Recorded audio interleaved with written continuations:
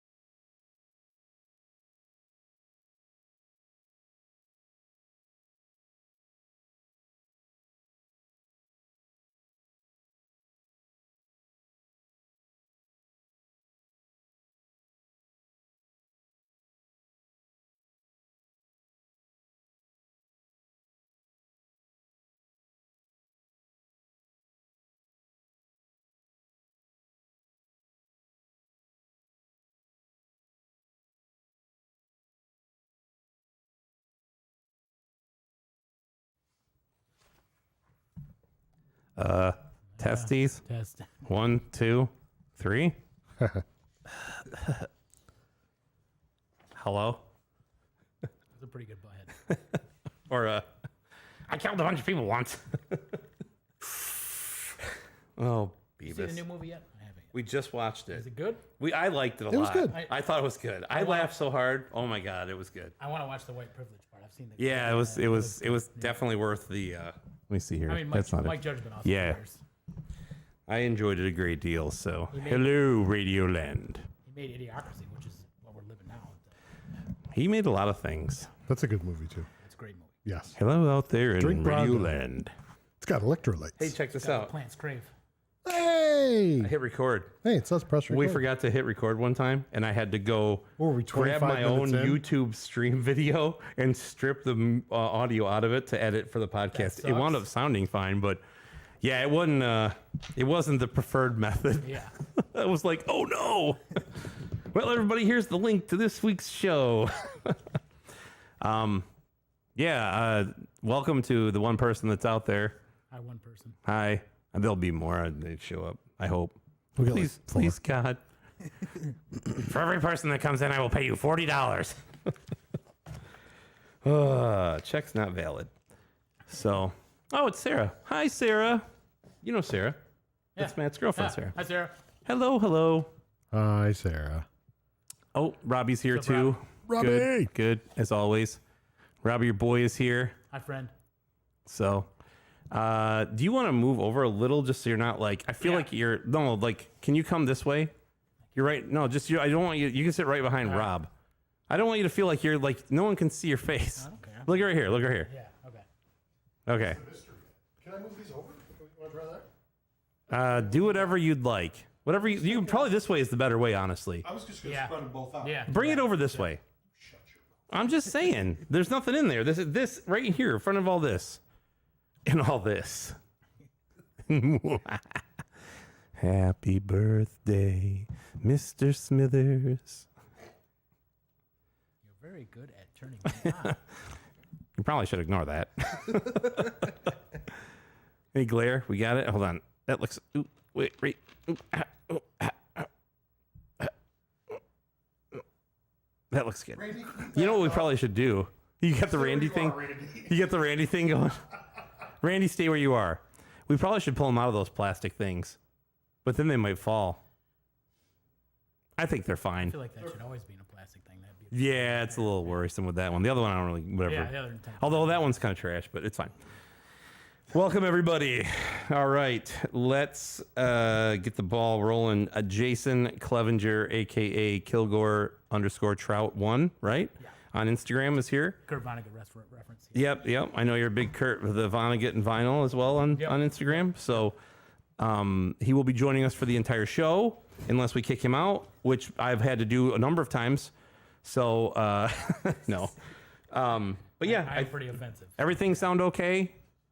Everything cool? I mean, like, despite what I'm saying, does it sound okay?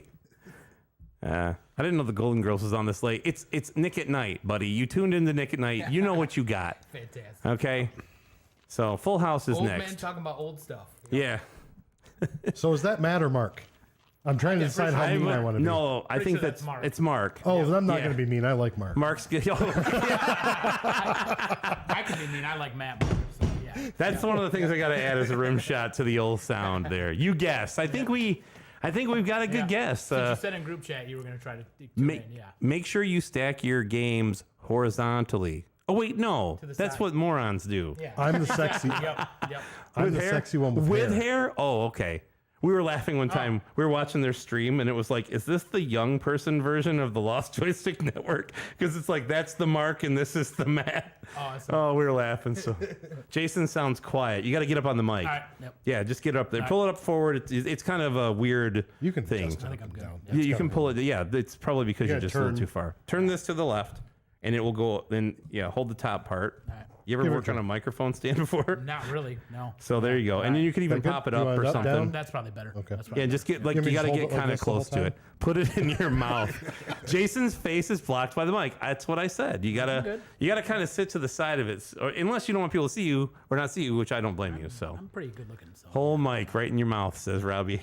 I have faith you can do it. I saw the tape. Yeah. So So we have a link tree. yeah, linked her. We got a linked her. Also, we should say that we have a studio audience of Deacon. He's our engineer, remember? Oh, yes, you're the audio engineer. Go sit on the other side of that desk and pretend that you're... no, you Just don't sit have to. over there and tell You're us we're good. fucking it up. Don't... Yeah. You're too quiet, you fuck up. Oh, sorry, sir. So I think we're ready to get started, eh? Eh? Eh? Oh, the Bob and Doug are over there, right? We got to say eh. Not my favorite Canadians. Really? Who are? Who are my favorite Canadians? Actually, Donnie is my favorite. Oh, yes. Yeah. What in the fuck? Well, at least the show's starting out great. Calm down. You fucking calm down. Got him turned on to Trailer Park Boys, and it's all over. You ever watch that show? Yeah, I never have, actually. love Trailer Park Boys. Spoiler alert, fucking Zelda mouth. 2 fucking Shut your fucking sucks. mouth. Okay, so I really thought we would I'm have. glad you're not here. I really thought we would have people that actually appreciate video games. Oh, Oh, I forgot. He collects Nintendo 64. Yeah, he Right, likes that. right, Yeah. yeah, So yeah. I will say this. One of the things that we do is we kind of engage with chat, but it's hard to because we edit. It's kind of like somewhat compartmentalized, but don't be surprised if something you say might get clipped out because like for the actual podcast because it just doesn't flow and people are just like, what are we talking about here? Like it just I don't want to completely derail. You know how those podcasts are. Ban this guy who likes Nintendo 64. Yeah, I've been on Pitts that one said too, doo doo. so, It's true. I do. Didn't you hear me over here going doo doo doo doo doo doo? All right. Are we ready? We're ready. You want to get it started? Let me find the sound thing here. All right. Let me make sure my notes are in order. Yes, these look to be in order. Excellent. Are we ready? We're ready. Ready? Jay? Yep. Okay, cool. All right.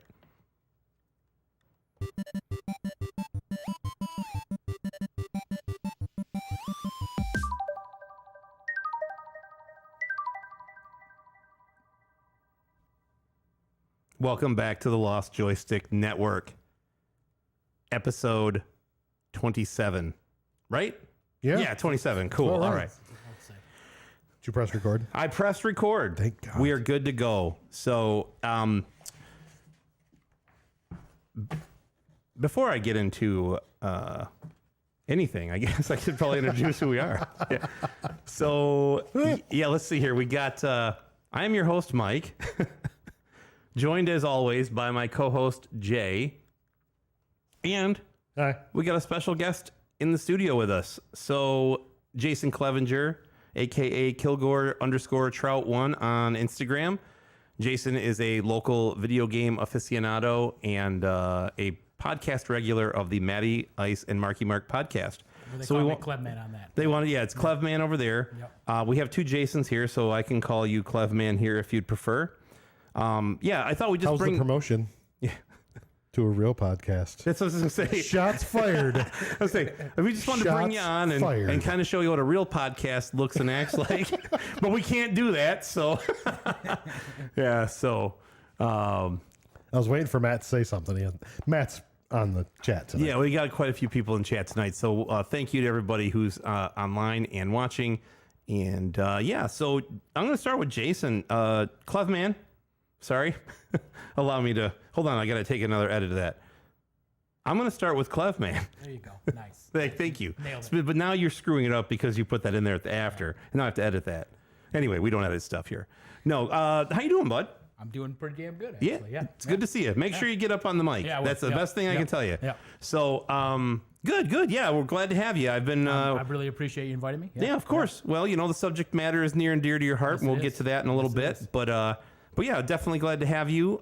You and I have shared the stage a number of times with our friends Matt and Mark. Yep. And yeah, Jason goes way back. He is. I'll let him tell everybody about himself. But yeah, he's old school like me. So Jason or Clevman. Let me say. Now I got to do it all over again. Fuck. No. Anyway. Get good. Yeah, I can't. That's why I hang out here with you. Touche. So yeah, tell us a little bit about yourself, your background with video games, and you know what brought you to this lowly state. My parents got me a Nintendo because it was the in thing to get for Christmas in like '86, I think. That's when I got it, so I was 5. And they got me Zelda because that was the thing to get. And my first game I ever played was Kung Fu, which I'm kind of upset I didn't get invited for that one. I didn't know that. Like Yeah, I don't. You mentioned this earlier in text, and I thought to myself, I don't know everything about you. So Yeah, how would I know to yeah, bring you that's- on for that's Kung fair. Fu? That's fair. Also, I'm going to say this. Zelda didn't come out until late '87 You're right. in the U.S., You're so right. it's probably '87. You're right, it was '87. Yeah. Yeah, because my first 2 games were Kung Fu and Excite Bike is what they got me. Very So good. Kung Fu was the first one I played before Mario. Yep. And that's where it started. Like, my parents were pretty much just like, oh, we got him this. Well, we don't really have to raise him anymore. We can let video games do it. That and, was- and it worked. No, worked. Yeah, it's turned out mostly okay. That's how I wound up here as well. Yeah, exactly. And, Yeah, Kung Fu, the 2-minute video game that took us 2.5 hours yeah, to discuss. which is awesome because it's a classic. One of our longest episodes. It was well, there were 2 90-minute Kung Fu movies that we had to talk about in it. So. yeah, there were. But anyway, so go ahead. Sorry to interrupt. But yes, and then I really only got into collecting Nintendo. I had most of a full loose set back in like early 2000s. Yeah. And I was young and stupid, and I used a Sears credit card. Remember Sears? I had a credit card for that, and charged like $2,000, and got served by a really cute girl at like 9 o'clock at night on a Sunday, and freaked out and was like, I have to raise $2,000 immediately. Yeah. So I sold all my loose games for like $2,500, and then was like, I'm done. I'm not gonna do that ever again. And then took a trip right before COVID in 2019, and stopped Cleveland, Ohio. Went to the Rock and Roll Hall of Fame, and a guy sold me pro wrestling and some other CIB game, Brad Racer, for $15. Oh, nice. And I was like, it starts. Yep. Pretty much then. It begins. I was like, these look really cool. This reminds me of childhood. And now I have 150. So Yeah, of course. that's We what got I to talk about. There's one of them in your collection. We got to talk about. We got to do some trading. So Yeah. we got. There's one. Is it Kickmaster? He's got Kickmaster. I would trade you Kickmaster. My favorite box art. I love that box art it's so much. stupid. It's brilliant. It's so over the top. I want to get a poster like this bad dude's. I want Kickmaster right over there, but I haven't been able to find it. So Yeah, that's a great idea. your mic is low. You're gonna have to get a little close. I'm gonna turn you up a little bit. That's a good point. We can do that too. So try now. All right, good. Yeah. Yeah, let us know if that's any better. Sorry. He's talking louder. Yeah, probably. That's funny because I kind of have a similar story with my Sears credit card. Yeah, I think I remember you. Yeah, it was like, that's how I bought Chrono Trigger and my Ken Griffey Jr. Seattle Mariners hat, like the circle, the S. Yeah. And then that's how I bought my Pat Swilling Detroit Lions jersey. Two of those things were fine. One other one was a bit of a mistake, but I don't think I ever paid for those. Good thing they closed down. Yeah. That's all I'm going to say. Yep. So, but anyway, yeah. What did I miss? Can you start over? Says John. So we'll call John a little bit. That's Retro Game Enthusiast. You know him from Instagram. So yeah, go ahead. Tell us a little bit more. I'm sorry. Go ahead. So you got back into it. Yeah, I got back into it. You went to the years, store, which was kind of stupid because everything went nuts at COVID time. Yeah. But, got like 150, and I'm also a pretty niche Neo Geo collector. So I'm wearing this shirt. I have a sticker on my car. Bought all that shit before it went really crazy. There's a really awesome article about Neo Geo being the Rolls Royce of video game collecting from like 10 years ago. Yeah. But I only spent maybe $1,000 in between. And you've got how many? 45 Neo Geo games. Yeah. I've got 6, and they're about $1,000 worth of games now. Yeah. My collection's probably 10, 12 grand. Yeah, But, that's awesome. Yeah. Mattio's here in the chat too. Yeah, we got some people on. It's awesome. So glad. Very cool. Yeah. Now it's funny. I'm a huge Nintendo fanboy in general. I have almost 300 Switch games. But I really hate most new games now. But you have 300 Switch games. But it's all like retro stuff. You're like, juxtaposition. Yeah. But I mean, like, I don't like PlayStation 5 games. Like, I'd probably play a couple a year. Yeah, I have a PlayStation 5 and a Series X, and a Series X I don't really do much with right now. Good Netflix machine. Yeah, that's what I've heard. I can't afford that kind of stuff. Yeah. But You spent all the money on a PS5. Exactly. But I kind of have a similar journey when I got back into it. It was winter of 2018 into January of 2019 was when I kind of started getting back into it. Like Harrison and I had gone to a shop, and I walked in there and I was like, $300 for Chrono Trigger in the box. No kid's worth that. It was just like, that's absurd. And then now I'm like, wow, I wish I could find that for $300. For real. Yeah, for real. But okay, so what of all the systems that you collect, what would you say is your favorite that you collect for? Super Nintendo's always been my favorite. Super Nintendo?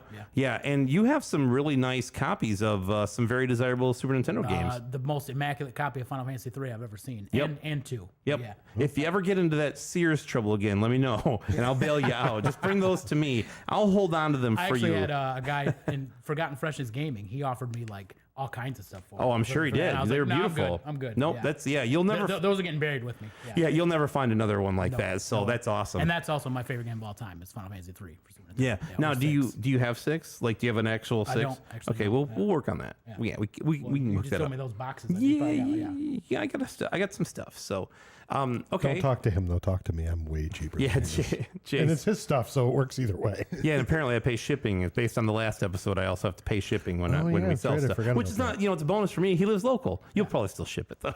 Yeah, I'm not driving 45 minutes. You drive all the way down. Gas is too expensive. Pitts right can now. pay for that. Yeah. Yeah. Oh God. Cool. So Super Nintendo's your favorite. What game is the Switch the console you have the most for? What do you say? Actually, Switch is more than any system ever. I have 295. I think I counted just the other day. Oh wow. And, but yeah, I have about 200 Super Nintendo games, like I said, about 150 CIB Nintendo games. Yeah. I never thought I'd be in this deep with Switch. Like, Yeah. I remember seeing the preview for it. I was like, that looks dumb. And it's got those stupid joysticks, handheld. It's not going to work. Yeah. And now I got 300 games. Yeah, of course. But I also feel like, with me being the old man talking again, I think it's the last good system to collect for. I think that after this, it's going to be digital bullshit. I don't really care for discs, so that's part of the reason why I keep buying games for it. Yeah, I can see that. It's going to be. I could be wrong. I hope I'm wrong. But I don't know. It's tough right now. Like you buy collector's editions with no games in them, or you get steel books and a code. Like I think I told the story on here one time where I went out. It was literally just before quarantine. I got Animal Crossing, and then I got the Doom that had come out at the same time for PC. And when I got home, I was like, oh, I open up. It's a piece of paper shaped like a disc inside of the thing. I'm like, it's PC. I get it, whatever. But I'm just like, come on. Yeah. Okay. They got me for that Fire Emblem big ass box that doesn't come with it. A lot of pretty boxes right now. Because at some point, that's going to be your only option, right? Yep. So it sucks because I'm done. Yeah. No more new gaming for me. I kind of hear what you're saying with that. So cool. Anything else that you would like to tell the people? Like, I guess I should ask. I'm going to have some questions for you later. Yeah. Okay. In the getting to know you section, which I've got a few in my head. Yeah, there won't be quizzes. Maybe. I get the quizzes. So, like, if you had to, the classic, if you had to pick 5 games, like the house is on fire and you got to run out and you have time to grab 5 of them, what would you grab? Final Fantasy 3, Zelda 2. I pretty met one. Yeah. Samurai Showdown 4 for Neo Geo, Street Hoops for Neo Geo, the best basketball game ever made. And, a 5th one. Like an all-in-one cart. I guess. Give me the Super Nintendo EverDrive. I guess Fire Emblem 3 Houses for Switch. That's one of the best games I played the last few years. Yeah, very cool. Okay, very good. I'm just curious. Oh, and that's the other fun fact about me on my Instagram, if you're going to follow me. I'm trying to beat 100 games this year. Okay. That's my. I'm on like 39, I think, so I got some work to do. But just this year, I was like, I'm going to try to beat 100 games. Yeah, go for it. And I even have a little dorky list on my game room of all the games I beat. I made a list of games that I wanted to beat this year, and I think I'm through 2 of them. I did that 10 that everybody did in January. I beat 4 of the 10. Oh, wow. Okay. Yeah, cool. All right. Well, very good. How have you been? Everything good? I mean, we'll talk about pickups in a minute, but everything's good? Pretty great, actually. Yeah, I used to be kind of a depressed, sad sack, but met a girl the past few weeks ago. It's been going really good for a change. Yeah. Change your whole outlook. Yeah, pretty good, yeah. Very good. Speaking of good girls, Jay, how you doing? Good. All right, cool. All right, cool. Yeah, so, next. No, I was just thinking, we were sitting here talking, and I was like, I need to add Jason. I'm not friends with. We're not Instagram. Warning buddies. that it's about 70% video game content, 30% political. I apologize. It's a lot of. I get angry about a lot of things going on in the world, but mostly true. Video games. Yeah. But yeah, he's a very open-minded person, except for when you don't agree with him. That's fair. 1 second. Yeah. What are we 1 seconding? I was taking a drink. Oh, I can talk too. Oh, go ahead. I don't know what to talk about. We can read the chat. What have you been up to? Oh, nothing. See, that's why I put it in the notes. You've been up to something. Look in the notes here that I wrote. I know. I was We just can talk saying about that. Yeah. That was it. I'm still playing Metroid Dread. Yeah. I know. Have you made any You haven't beat it progress? yet? I have not beat it. Great game. Somebody, and I don't remember, it might have been Matt and Mark were talking about it, and I think they said it was a 10-hour game. Bullshit. It took me about 15. I was gonna say I'm creeping up on 12 right now, and I'm like Yeah, I think it took about 15. I'm like mid 40s done. Hot take, that game's better than Super Metroid. I think it's a better Metroid game than Super Metroid. Super Metroid's my favorite. Yeah, I know it's most my favorite. There's only a couple small things I like better about Super Metroid than Dread. But Dread is definitely amazing. Yeah. Amazing. I love it. They nailed the creepy environment like Super Metroid did. Oh, yeah. the Emmys? Yeah. That's just like your stress level goes through the roof. Yeah, it's the anxiety inducer. Like I'm over here taking my blood pressure while I'm playing. I'm like, oh my God. These things are it's rough. Yeah. So I think I have 2 left to kill. So I'm pretty close, I think. Yeah, you're pretty close. Yeah. So I don't want to give away too much because Mike hasn't played it yet. Yeah, it's great. I'll get there. Yeah, It's a fantastic game though. Yep. But yeah, there's little things like one of the best games of last year. Yeah. like the speed boost. I don't like the way how you push down on the stick and run. Especially if you want 100% of it, there's some stupid ones that you got to get. Yeah. Yeah. I did it just because I wanted to, but yeah, they're dumb. Apparently, there's a way that you can beat it in 10 to 15 hours, and that is, according to Matty Ice and Marky Mark, to get good. What would they know about any of that? Yeah. Well, Mark might. Matt, Go play I mean, Bloodborne. Matt plays N64, Yeah, so right. Yeah. So he clearly has bad taste all the time. Yeah. trash system for a trash person. Yep. Garbage system for garbage people, as Johnny Iucci put it so Yes. eloquently. I love Yes, it. Accurate. absolutely. No, I've been playing Dread. That's really I play GoldenEye with 2 controllers. Come at me. No, thank you. I'm gonna go play something good. Yeah. Something that actually holds up, unlike GoldenEye. I mean, we could talk about basketball or Ultimate Mortal Kombat with him. Oh, he probably doesn't want to talk about either one of those. No. Oh, if we're talking about current shit that I'm playing, I just shit all over new PS5 games, and I'm going to talk about a PS5 game. But DNF Duel, I love fighting games. Okay. DNF Duel is incredible. Like, kind of takes elements of Smash Brothers, the best fighting game ever made. And it like how it has like button inputs for each one instead of doing special moves, except it's on a 2D plane. Really cool game. Cool. Beautiful, beautiful game too. Yeah. Yeah. So you're just a hypocrite. Yeah. Same here. No, it's the same. Perfect. Uh-oh. I'm hoping that he's saying that for me to saying the best fighting game ever made. Yeah. Yeah, I'm sure he is. Because Third Strike's number 2. You're banned from Third Strike. Yeah. Yep. Robbie was like, what? I knew he'd be on it. Yep. I said that for you. Hot takes. You're going to get plenty of them tonight, folks. All right. No, I haven't been doing much. Like I said, I was playing Dread. I don't think I've been playing anything else. Okay. I'm lame. Did you get the pretty special edition that comes with it? No, I just got the regular. Yeah. I didn't order one fast enough, and I was like, I'm not paying any extra money. Who cares? I just sold just the box for $60. So yeah, like exactly. Like, who cares? Thanks for buying my games. Yeah, you're a moron. Yep. Not you. Yeah, Whatever. the You know, guy that you bought the know what box. I mean. Yeah. I am a moron. I mean, you too, but not Yeah, not for that reason. That was actually a smart thing you did. Exactly. Yeah. So it kind of balances out the moronity. I do need to remember to steal Morality a word? I don't know. Idiocy. Idiocracy. Yeah. Classic. Yeah. Great Yeah. movie. Yeah. I do need to steal Emmy and Samus. Yeah, they're right here. I got to remember those two. Don't forget. I had to buy will. those. They're cool. Yep. You got to use them in I the was just game. going to borrow his to get the freebies. Oh, I forgot. They're even freebies. Yeah. They're I actually didn't open useful. mine. Yeah, that's the funny part. It's like, I don't really like amiibos. I open those because they were going to be decoration here. I don't buy them. But I had almost a full set. I sold them all. Yeah. Oh, no, thank you. Yeah. I went hard. I went hard on the amiibo. Welcome to Costco. I love you. Classic. Well, thanks for asking. I'm good. Yeah. Good God. How are you, Michael? It's weird calling you Michael. Oh, you don't have to call me Michael. Yeah. No, I'm good. Call him Dick. Oh, go ahead. How are you? God damn it, you muted me again. I'm Remember far away. all the buttons are. That's right. I got a buffer now.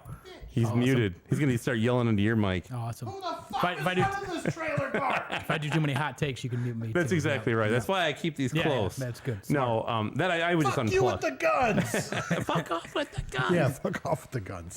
No, everything's been good with me. It's been busy. I took the week off, which the funniest part is it took me longer to get the podcast out when I was on vacation, not doing anything. Like Amy and the girls left on 4th of July. They did not get back till the 12th, right? So 2 days ago. And I didn't do anything. I did all kinds of stuff around the house, projects sorted. Jay came over to help me. We played the game for the podcast.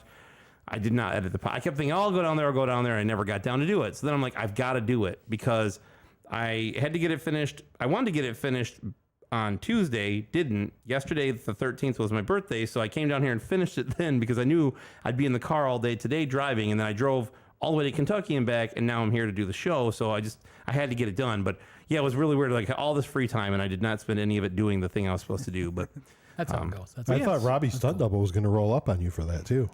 I wish. I'd love it. I come on. Bring it. I feel like Robbie has like the stunt double in his back pocket, like he can call him out for stuff. Perhaps. Go take out Pitts. Yeah, good luck. Yes, sir. Right away, sir. I got that crazy old man strength now. You can't. Yeah, but he's got a denim jacket. Robbie stunt double. What? He has got a denim jacket. Oh, shit. Yeah. Please don't tell him I said any of that stuff. Is there a patch on the back? Did we ever see the back? No. I'm going to assume there is. I bet there's like a winger patch on the back. They're going to be in Bay City at the end of this match. Shut up. I was like, are they fucking still alive? Yeah. I'm sorry. It's Warrant. It's Not Warrant? Yeah. Not playing music, just hanging out. They're going to go to the record store. Do you know who I am? No, nobody knows who you are. Yeah, eating ribs. Yeah. Eating ribs, exactly. Holy shit, Robbie put on winger. Yeah. Winger. Yeah. See? Yep. Great minds think alike. That's right. So He's not. You're not far off. Whoever said that. Yeah, that's which one? Oh yeah. That's mostly Mortal Kombat for Robbie. Yep. yeah. All right. So Sometimes Third Strike with me. Yep. we good to get into collecting? Yeah. You want to do it? Yep.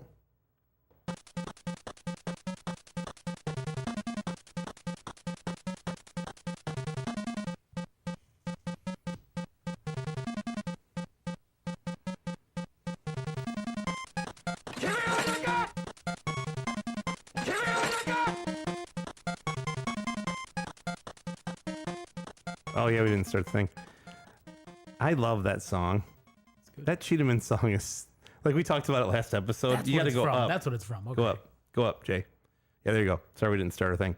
So, yeah, I just that song is like 100 times better than the game. It's so good, yeah, and then yeah. like the game is so poor. So, oh man, very good. All right, well, welcome to the collecting section or segment of the podcast or live stream. Why don't we start with you, Jason? The only real thing that I've Clev got, man. I caught a disc replay slipping, which I love doing. One of my favorite pastimes. Hard to do anymore. It doesn't happen very often. I don't You know. They're all gotta kind of get it right too, though. You mean dick replay? Yeah, sure. Because they're a bunch of dicks. Yeah. That mostly don't I'm know joking, what, they aren't don't know what dicks. they We have like either. more like Dick Reed. Yeah, more like Dick replay. Am I right? But yeah, they had Isolated Warrior for $60, and or no, $45, and I had 20% off, so I got it for $35. Nice. And I'd never played Isolated Warrior except for I rented it as a kid once. Remember, I had cool jams, but yeah, ran through that. Didn't beat it because it's hard as fuck towards the end. But Yeah. that and DNF Duel are the only things I've really gotten recently. Cool. Very good. They had Kings of the Beach CIB for $3. How are you gonna pass up a CIB Nintendo game for $3? For $3, they had a complete and box $3. Kings of the Beach. Actually, funny thing, it was Mark 6, and I was like, you're dumb. I'm gonna buy that. And then they're like, actually, it's $2.99. It sure is, buddy. Yeah, bring it up. Bring it up. I don't care what it is for $3, man. I bought Monopoly there. A couple games for $3 there. Yeah. I can't think of a boxed NES game I wouldn't buy for $3. Right. It would have to be. No, it could still be trashed as long as the game's inside. Yeah. But for $3, Yeah. it's worth it. Kings of the Beach. That's like $30. Yeah. And That was my first time going into buying any used shit for a while because I'm trying to spend less money, and I'm kind of a sneakerhead now, which is another stupid hobby. yeah, it So, is. yeah. Although it seems like that hobby, the prices are kind of regressing a little too. Yeah. So like it's I'm actually definitely. wearing a fake pair of $2,000 shoes right now. Oh, cool. Yeah, Okay, yeah. that's cool. Yeah. I wouldn't First have pair of- known. Yeah. I wouldn't have known they were fake or worth $2,000 if they were real. So. Yeah. That's cool. Very good. Anything else that you picked up recently? That's really, like I said, DNF Duel. I'm playing the hell out of that. And, 50 Switch games. Yeah. Yeah. I just beat Pocky and Rocky on Switch. That game was great. I yeah. I only played the first one on Super Nintendo. Didn't even know there was a 2 until a couple of years ago. Oh, there's a 2. Yeah, that's $600. Yeah. Yeah, and really cool remake. Kind of easy. Remember the Super Nintendo one being hard? I beat that in like one sitting. But yeah, and then a role playing game, a weeb anime game called Blue Reflection. Weeb anime game. Yeah. Well, you'll just love all the stuff I got in the boxes at home then. Well, I honestly think that's my midlife crisis is I'm getting way into anime. Oh, Because I no. liked it in my 20s, and now like I feel like that's a pretty harmless midlife crisis though. So yeah. As long as I don't go buying the posters and shit. Which yeah, I'm you're not flying to Japan or get the body pillows. Yeah, I'm not gonna do any of that. Not yet. Yeah. Listen, I'm a girl now. That's probably frowned upon by her. Don't limit yourself. Maybe it's not. Maybe she's into it. I don't know her. I've only met her a couple Yeah. months. I don't know. Anyway. All right, cool. Jay, anything? Any pickups? Oh yeah. Sorry, I was thinking. Yeah. I don't know. Just being a smart. I'm being a smart ass. Yeah. Yeah. No. Nothing. Nothing. No, I do. Actually, I picked up a couple records from Jerry. Actually. Still can't believe I never Did been you- to the store. Yeah, I can't either. It's right downstairs. I had bullshit with him on Instagram a couple times. What was that? Yeah, he's a good guy. Probably about a week ago, 2 weeks ago. Robbie says, you got to get into furries, Jason. What do you mean, get into? Like, well, how do I do that when I'm already well into it, he said. Yeah. Now that I'm putting his Clef Man. Good. Yeah. So I don't know how I top that, but I picked up a couple records. So I got. You're a record guy too? I am. Yeah. So I have about 300 records too. Never thought I'd be in that deep in the vinyl. oh, I'm not that far in yet. I'm Yet. probably about 150. Yeah. So, but I can brag about my setup. I got a Pioneer SX 1250. Anything beats mine. Mine just hooked up to my soundbar. I just got like it's audio 10. It's okay. That's better than nothing. Yeah. It's got a little preamp and you just run it right out to the powered speaker. Yeah, that's fine. It's fine. Yeah, It's better than not having anything. Yeah. So Oh man. But no, I got a copy of Van Halen, a used copy from Jerry. I got in 1984, and then That's the one I don't have. I got the first 3. Yeah. I just have Diver Down and now 1984. Yeah. And then I picked up. I'm a big fan of Converge, and I got the "You Fail Me" record. It's they did a Redux version. I picked up that. I stumbled across that. I wasn't even looking for it. And then he got in the new Converge Blood Moon with Chelsea Wolf. She's good. That's pretty good too. Yeah, that's That's all I really got though. I didn't got anything else.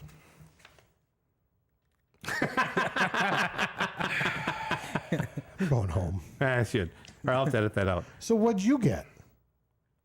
Nothing.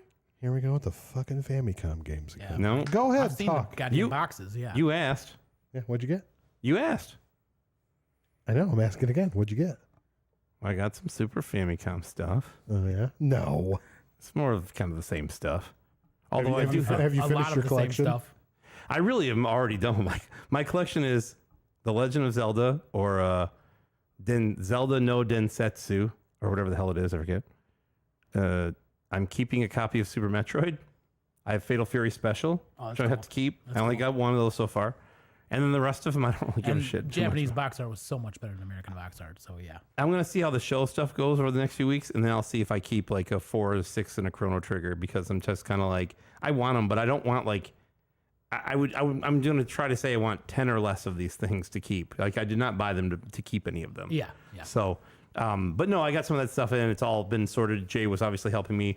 I created a price charting account specifically just for my stuff to sell to take to show so I can keep track of how many of what I have. And I have a ton of extra consoles. So if you know anybody that's interested in the consoles, I have I still a want bunch. a Saturn. I bothered you about a Saturn a while ago. But yeah. I have 3 of them working right now. Because I want to play. I've always wanted to play Police Knots my whole life. Yeah. So we can discuss. Maybe there'll be like some sort of Saturn Kickmaster deal going on because I've got 3 of them working with controllers, power. You know, they're just regular power plugs. They're all good to go, tested and working and all that. Cool. So I think I gotta get it modded or whatever to be able to play because there's a dude on Instagram, Wings001 new stuff. He makes Saturn like just burn discs. Yeah, but all you need is an action replay that's been programmed, and they're like you can get them for $25 to $40, and it's just a the cartridge slot in the back. Yeah. That's all it is. So that's how you do it. I burned one of those out playing X-Men vs. Street Fighter when I was a kid. Yeah, I believe it. Switch it out from using the converter. Those cartridge ports on those things suck, man. Yep. They are finicky bitches. I hate them.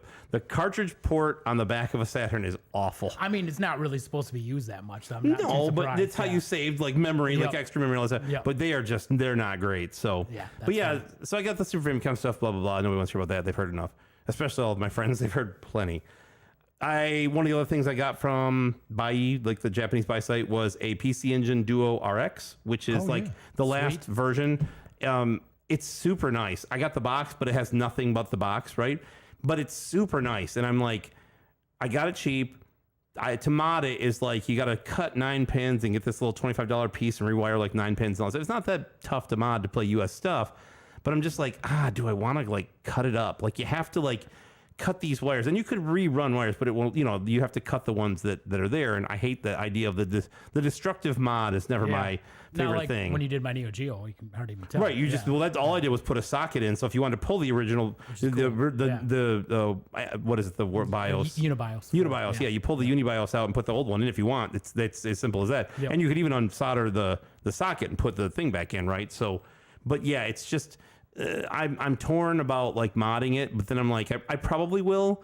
But I don't know. It plays US CDs. It just won't play the Hue cards because they're wired differently. But that's what most people are going to want it for. So yeah. So anyway, but I got that in, and it's super cool and clean, and I love it. And I don't know if I'm going to keep it or sell it. That's one thing where I was like, I love all that stuff. So I'm just like, I'm still waiting for Analog. Was supposed to do Duo fucking 2 years ago. One of the first things we talked about on this show. I've signed up on my wait list like 8 times. Yeah, just same to, like, here. Make sure you didn't forget about me, please. That's you and me both, because I'm like, it's $200. Yep. And it's HDMI and it's Bluetooth and it plays everything. And I want to play Rondo of Blood and how it's supposed to be played. Yeah, so, yeah, exactly. Which I've got. Like I that's why I want that stuff. Like that's the stuff I love. So, and then I did a little. I don't think I've ever talked about this before, but my dad like got in contact with this person that like they own an insurance company here, like in Flint.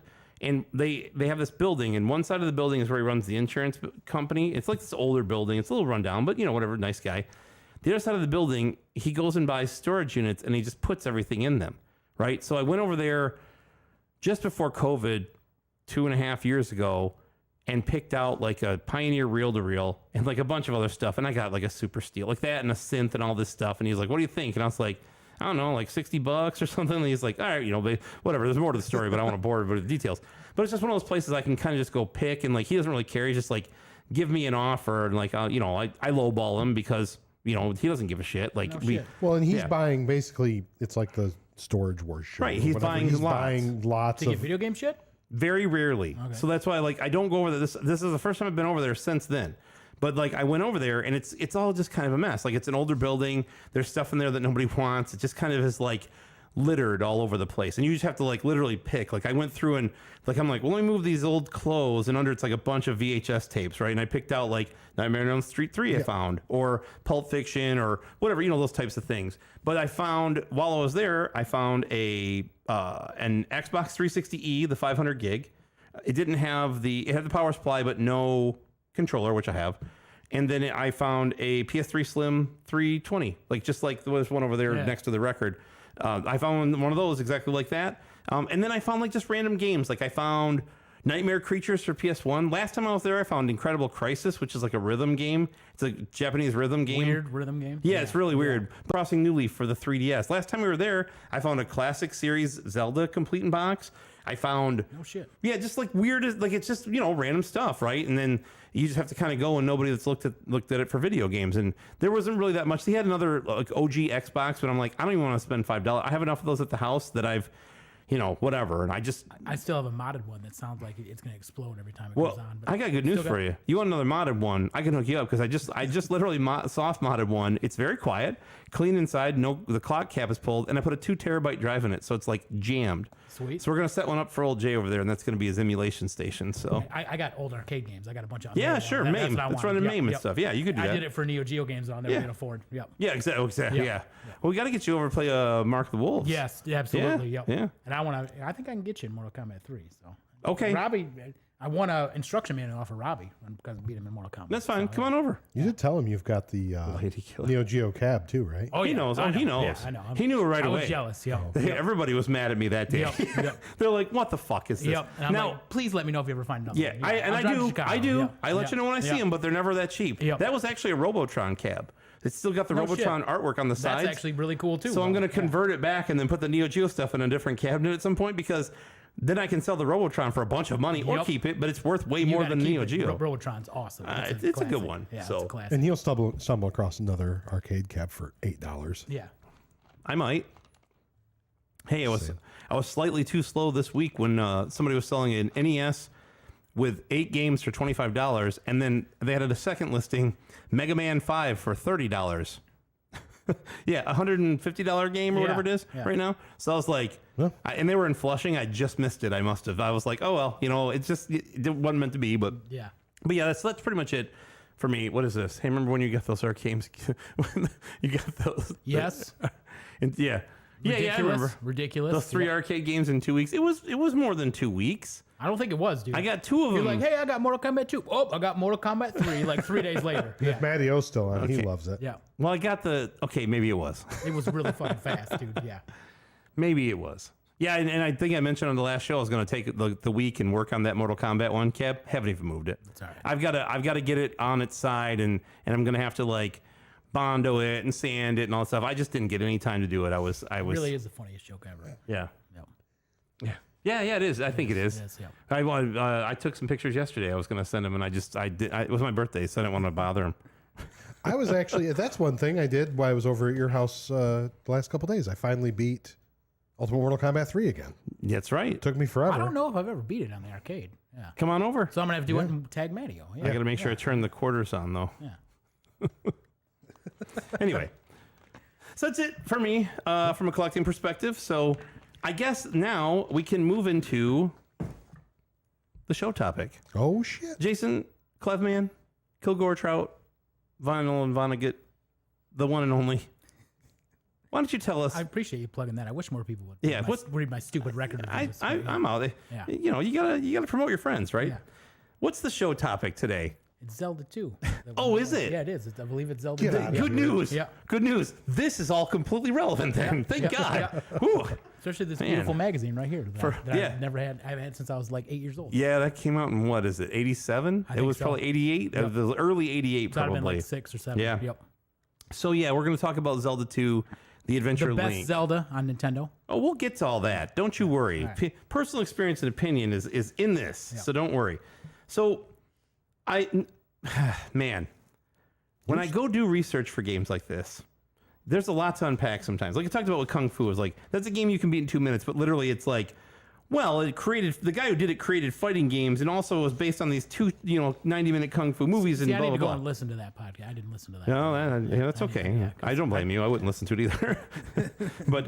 but so as I started to unpack on Zelda 2, right, I really dug into the story of Zelda 2 and why Zelda 2 is the way it is and why everything is the way it is and all that good stuff. So what I'm going to do is I have here in quotes, Money Merc said, question marks. Hi, welcome, by the way. Got a little link there, confused link. It says, you are the beacon of hope for Hyrule. Of course you are. Okay? For the love of God, this poor guy. Okay? I want to give you like the whole quick, buckle up because this is going to be like a 5-minute diatribe on the history of Zelda 2 and Zelda. I'm excited. Okay. I'm strapped in. So, yeah. Let me look here. This is this one, and this is the one. Okay. And this is the one that was the first one. Okay. I just have to make sure I got my story right here. Okay. So the first Zelda, your job is to destroy Ganon, right? You have to go kill Ganon. Ganon is taken over. You got to kill his minions. And to do that, you have to collect their... Let me start at the beginning. The land of Hyrule. And the Triforce. The Triforce has 3 kinds or units, whatever you want to call them, right? There's the Triforce of Power, the Triforce of Wisdom, and the Triforce of Courage. In the first Zelda, what you're doing is trying to defeat Ganon. To get to Ganon, you must collect the 8 pieces of the Triforce of Wisdom first. So that's when you go to each of the 8 dungeons, you get the piece of the Triforce, and it's, you see it all up in your pause screen that's piecing it all together, right? Once you have all of those, you go to the 9th dungeon, you fight Ganon, defeat him if you're savvy enough, okay?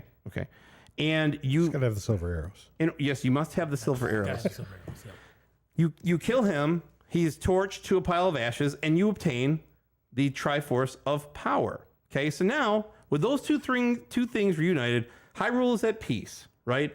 But what's the deal with the third piece of the Triforce? Like when I did this was the first game we ever did for the show. And I was always like, what? There's the third one, but they don't really ever kind of talk about it. Well, guess what? I found out how it all works. Man, I got to figure out where I'm going to start with this. You might want to cue something up because I think it's going to need to be used in this one. Okay. You know what I'm talking about, right? No. On the old Roadcaster. There. No. I have no idea what you're talking about. My favorite clip. I feel like it's going to need to be used here. I really feel like it's going to. Okay. I'll get it ready here. Okay. Because I know it. Yeah, I want to know the favorite. So, yeah. Don't worry. You'll hear it. You'll hear it. Don't worry. So, the premise of Zelda 2 is as follows. The Zelda sleeping behind you in the North Palace, right? You're in the North Palace, right? The beginning of the game, you're presented in this room with this girl sleeping, right? The story goes like this. Link has defeated Ganon in the first Zelda, right? It's over. He's dead. Hyrule is at peace. Everything is cool. So like a few years later, he's now 16. Okay. He's just kind of hanging out and he sees this mark on his hand. It's like a Triforce type mark that just kind of like almost like a birthmark shows up. So he's like, what the hell is this? He goes to Impa. Impa is the nursemaid of Princess Zelda. Okay. Like the current Princess Zelda.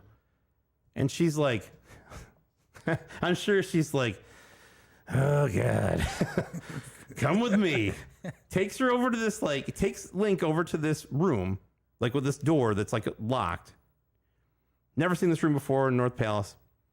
Puts his hand up against it, unlocks it, opens the door. Sleeping Zelda's in there, right? The sleeping princess is in there. That's called B&E, my friend. Go ahead. Sorry. Maybe. Sorry. Okay, look.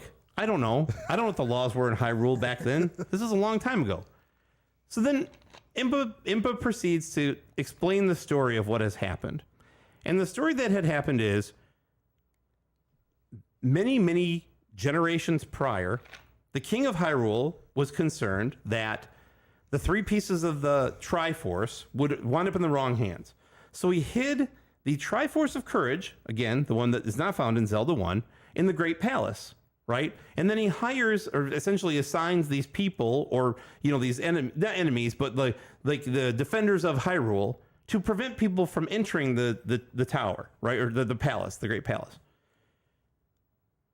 He tells Zelda this, right? Only Zelda knows this. This is sleeping Zelda now, not current day Zelda that from the first game. This is the sleeping Zelda from generations ago. This is all happening well in the past. So King dies, right? Only person that knows is Princess Zelda. Well, her brother's pissed off. Brother wants to know, where is the Triforce of Courage? She won't tell him, right? So the brother hires this magician to come put a spell on her in trying to coerce her into talking about what happened, right? Like, where is this Triforce Courage? So the spell is so powerful that it puts her into this deep sleep for basically ever. And then the magician, because of the power of the arc of the magic or whatever, dies. Okay, so now you got dead magician, Zelda's asleep for probably ever, and the brother is like, fuck. Okay. Good job, bro. What the fuck? Yeah. Like, you selfish dick. Yeah. What in the fuck? Yeah. So, brother feels bad. Brother's like, fuck, I fucked up on this one. So brother decrees that from that point forward in the land of Hyrule, any princess born into, you know, being a princess will be named Zelda, which is why Zelda is named Zelda in the first Zelda. Okay, allegedly. Anyway, this is a story they came up with later. I did not know any of this. I know. It's, well, just wait, because so Impa's sitting there explaining all this to Link. She gives him this box with 6 crystals and says, in order to get to the Great Palace, where the Triforce of Courage is, you have to go to place each of these crystals in these palaces. Otherwise, as you probably know, if you try to go to the Great Palace without doing that, you die instantly. And in the game, in the Great Palace, when you show up, if you've done that, that wave of energy, that's what that is it's releasing it, saying it's okay for you to go in because you've done it. You are like the chosen one. Cool. But you have to do these things first, right? So the other interesting part to me is kind of what I talked about when I said, you've got overworld enemies, and then you have like the dungeon enemies, or like the, they're not the random encounters, but like, let's say you're walking in the lava trying to get up to the Great Palace, and there are those like predestined encounters that you have, right? Like you have to go through a cave or whatever. So annoying. If you've ever noticed, all the overworld enemies, those are all, I should probably start with this. All of the enemies in the caves, like in those kind of predestined encounters, or in the palaces, those are not Ganon's minions. Those are all the keeper of the peace of Hyrule. They're the ones trying to defend the palaces and to make sure, like, these guys have all, like, you know, Guma and all those guys are all put there by the king to defend. Almost like, think about like Indiana Jones and the Last Crusade. The dude sitting in the room with the, you know, with the cup of Christ or whatever, you know, like the actual Holy Grail, the term that gets thrown around so much. But so there are those guys in each one of these palaces to defend them, to make sure that whoever gets there is competent and is the right person, puts the crystal up in there, and then gets to the last palace. And you know, like, getting to that last palace, holy fuck, is it a nightmare, right? And those guys are doing a good job. The Valley of Death is what it's apparently called. Yeah, the Valley of Death, appropriately named, right? But they've all been positioned there by this king originally, right? And it's just been passed down over generation to generation to defend it. So when you have random encounters on the map, once you stray from the trail, right, or the whatever they call it, the road, those are all the Ganon's minions, because those guys are trying to fucking kill you. They want you dead because you killed Ganon and burned him up. He went to a pile of ashes, and they need your blood to bring him back. So if you die, and it says, when you die, it says Return of Ganon. Game over, Return of Ganon, and it shows his face because they've taken your blood, put it on his ashes, and the motherfucker comes back. So they're out to get you like that. The other people are defending Hyrule. And that's it, man. And basically, I probably skipped over it, but basically when Impa gave him that box of the crystals, it was like it had all this writing on it that no one was supposed to be able to read. And she's like, I'll translate it. He's like, no, I can read it. Like, oh, I see. Okay, well, fucking A, you're the right guy then, I guess. Link, cool. You're 16. Go save Hyrule. Like Jesus Christ. So, but anyway, that is the actual story of Zelda. I didn't even know that she ever even had a brother. Yep, I know. Yeah, The did not know that. original one. And the one sleeping there yeah. is the Zelda from many generations before. Yeah, so anyway. Maybe the brother was Ganon. He had been Dun, Ganon-fied. dun, maybe. Yeah. Plot twist. Yeah, maybe he was. Yeah. But anyway, so that is, and you know what the funniest part of all that, when you were saying you've never read any of that or knew any of that, it's all in the manual. That whole story is in the manual. I was like, where is this coming from? And I got the manual out and I was like, holy shit, it's all right here. Like, it's literally all there. Clearly never read that as a kid. Exactly. Yep. Well, none of us No. did. Yeah. We never read the manuals. And now we miss them. Yeah, It's yeah. kind of funny. Yeah, it was just so funny. So that is the, I don't even know how long I talked just now, 10 minutes at least. Yeah. Just about the story of this game and why it is the way it is. And it makes way more sense. When I play it now, I'm like, oh, well, that makes sense because the guys in the caves, those aren't random encounters, right? And those aren't the normal villains. Like, if you take all the villains from Zelda, the Octoroks, the Tektites, those guys, those are the guys you randomly encounter, right? It's the other guys from, like, the dungeons or the palaces or whatever. Like, they're not in one at all, so it makes sense. But yeah. Especially the night guys, the annoying ass night guys. oh, the dark, what is it? Wing nuts? They're called dark nuts. Wing nuts in this game, I think, or whatever it is, isn't it? Because dark I think nuts, they did get a different name. Yep. dark nuts are the Ganon dickheads. Yep. These are the good guys. Are you talking defending. about the knights? Yeah, the annoying ones. Yeah. Yeah, They the get ones you have to red. jump and hit. I know the main one is Iron Knuckle. Iron Yeah, Knuckles, yeah, that's what it is. all Iron called some- Knuckles. That's it. They're all called them too, right? I think they're all Iron Knuckle. Yep, that's right. I might See, be John wrong. knew all this. He read it all. He said, RTFM says Asa. That's right. All you had to do is read. And Retro Bobby, you are right. The flying eyeballs, the Moas, Oh my whatever they are, God. Yeah. what a bunch of assholes. Well, the worst with those is when they hit you, they take your hit points Yep. away that you need to acquire. Yeah, they take your experience. Yeah, Yep. your experience. Yep. points. Money Merc says Iron Knuckles are the knights. That is exactly right. Yes. And then there's like the orange, the blue, the Blue ones that red. throw the fucking daggers. all are the most annoying ones. dickheads that Yep. throw the daggers up and down. And when you hit them, they get really aggressive. And you're like, Yep. fuck off. Anyway, so I've talked for the last half an hour straight. Jay, why don't you talk to us a little bit about the actual gameplay of this game now that I've already ruined all this? I gotta get to that page. Yeah, while you do that, I'm going to... Well, hell, most of this you already read or talked about. Make sure you put it closer to the microphone. Yep. Come on. Can I finish? That's pretty good. That was not bad. Lizard guys are lizardos. Lizard, well, they're Lizalfos. Zalfos. Yeah, those are they're in Breath of the Wild. Yep. Oh, are they? Yeah, the Lizalfos are the lizard guys that pop out at you. And, Yeah. So over the anyway, place in that. I'll let you talk while I take my headset off, pick up that paper I just threw. You're really gonna pick that up? Is that upsetting to you? Well, I'm going to open up the thing and then we can try and throw it in the basket. Oh. Open what? Why don't you just try to make the McDonald's bags over there? Yeah. It's not always there. Here we go. This is, Why don't you just do your job? I'm trying to figure out what you're doing. Well, don't worry about what I'm doing. Okay, so the start screen's the North Palace, where Princess Zelda's sleeping, as Mike told us. Good Lord. In the background. It's an action RPG with platforming elements, which I thought was really cool. Yeah. So I think it made a big difference over the original Zelda. Definitely. It's got an overworld map, which is the land map. It's got random encounters with Ganon's underlings, as you put on here. If you stray from the road, which is, Yep.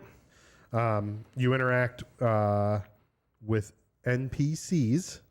Non-playable characters. Yes, to gain information. I am Error. I saw somebody said that earlier. Yeah. That's right. We started. Yep. Yeah, I can't remember who it was now. Whoever it was, thank you. It's a must say. Like, you can't not talk about this game and talk about I am Error. I'm pretty sure a lady says, NPC says, kill it with fire, too. Yeah. Yeah. No, your last, it's for your last hope, use fire or whatever it is. Yeah, for Yeah. your She's last like, hope, if all else fails, use fire. That's what Try it is. that Yeah. in PO'd. Which is a solid, You life philosophy. Yeah. You know who else like that? Beavis. That's Beavis' mentality. Fire. I don't even think he waits. He just starts there. He doesn't wait to see if nothing else, if everything else works. Yep. Go ahead. That wasn't an error. Okay. But yeah, and then there's items and magic, and so the items are similar to what you got in the original Zelda. You get the raft and the candle and so on and so forth. The magic glove. Yeah. Be cooler if you actually had the glove on. It would be cool if he had it on, Just like start smashing some shit. do you ever see the Dave Chappelle episode where De La Soul's on and the dude has like the Hulk glove where his hand is the Hulk? It would have been like that, where he's just like walking with like this big ass glove. I'd be like, that'd be dope. Have some wing boots on. Hell yeah. Oh, just I don't know why not. So, it's first and only it was the only mainline Zelda game that featured lives. So the other games that had lives were the CDI games. So the only good Zelda game that features lives. Yes.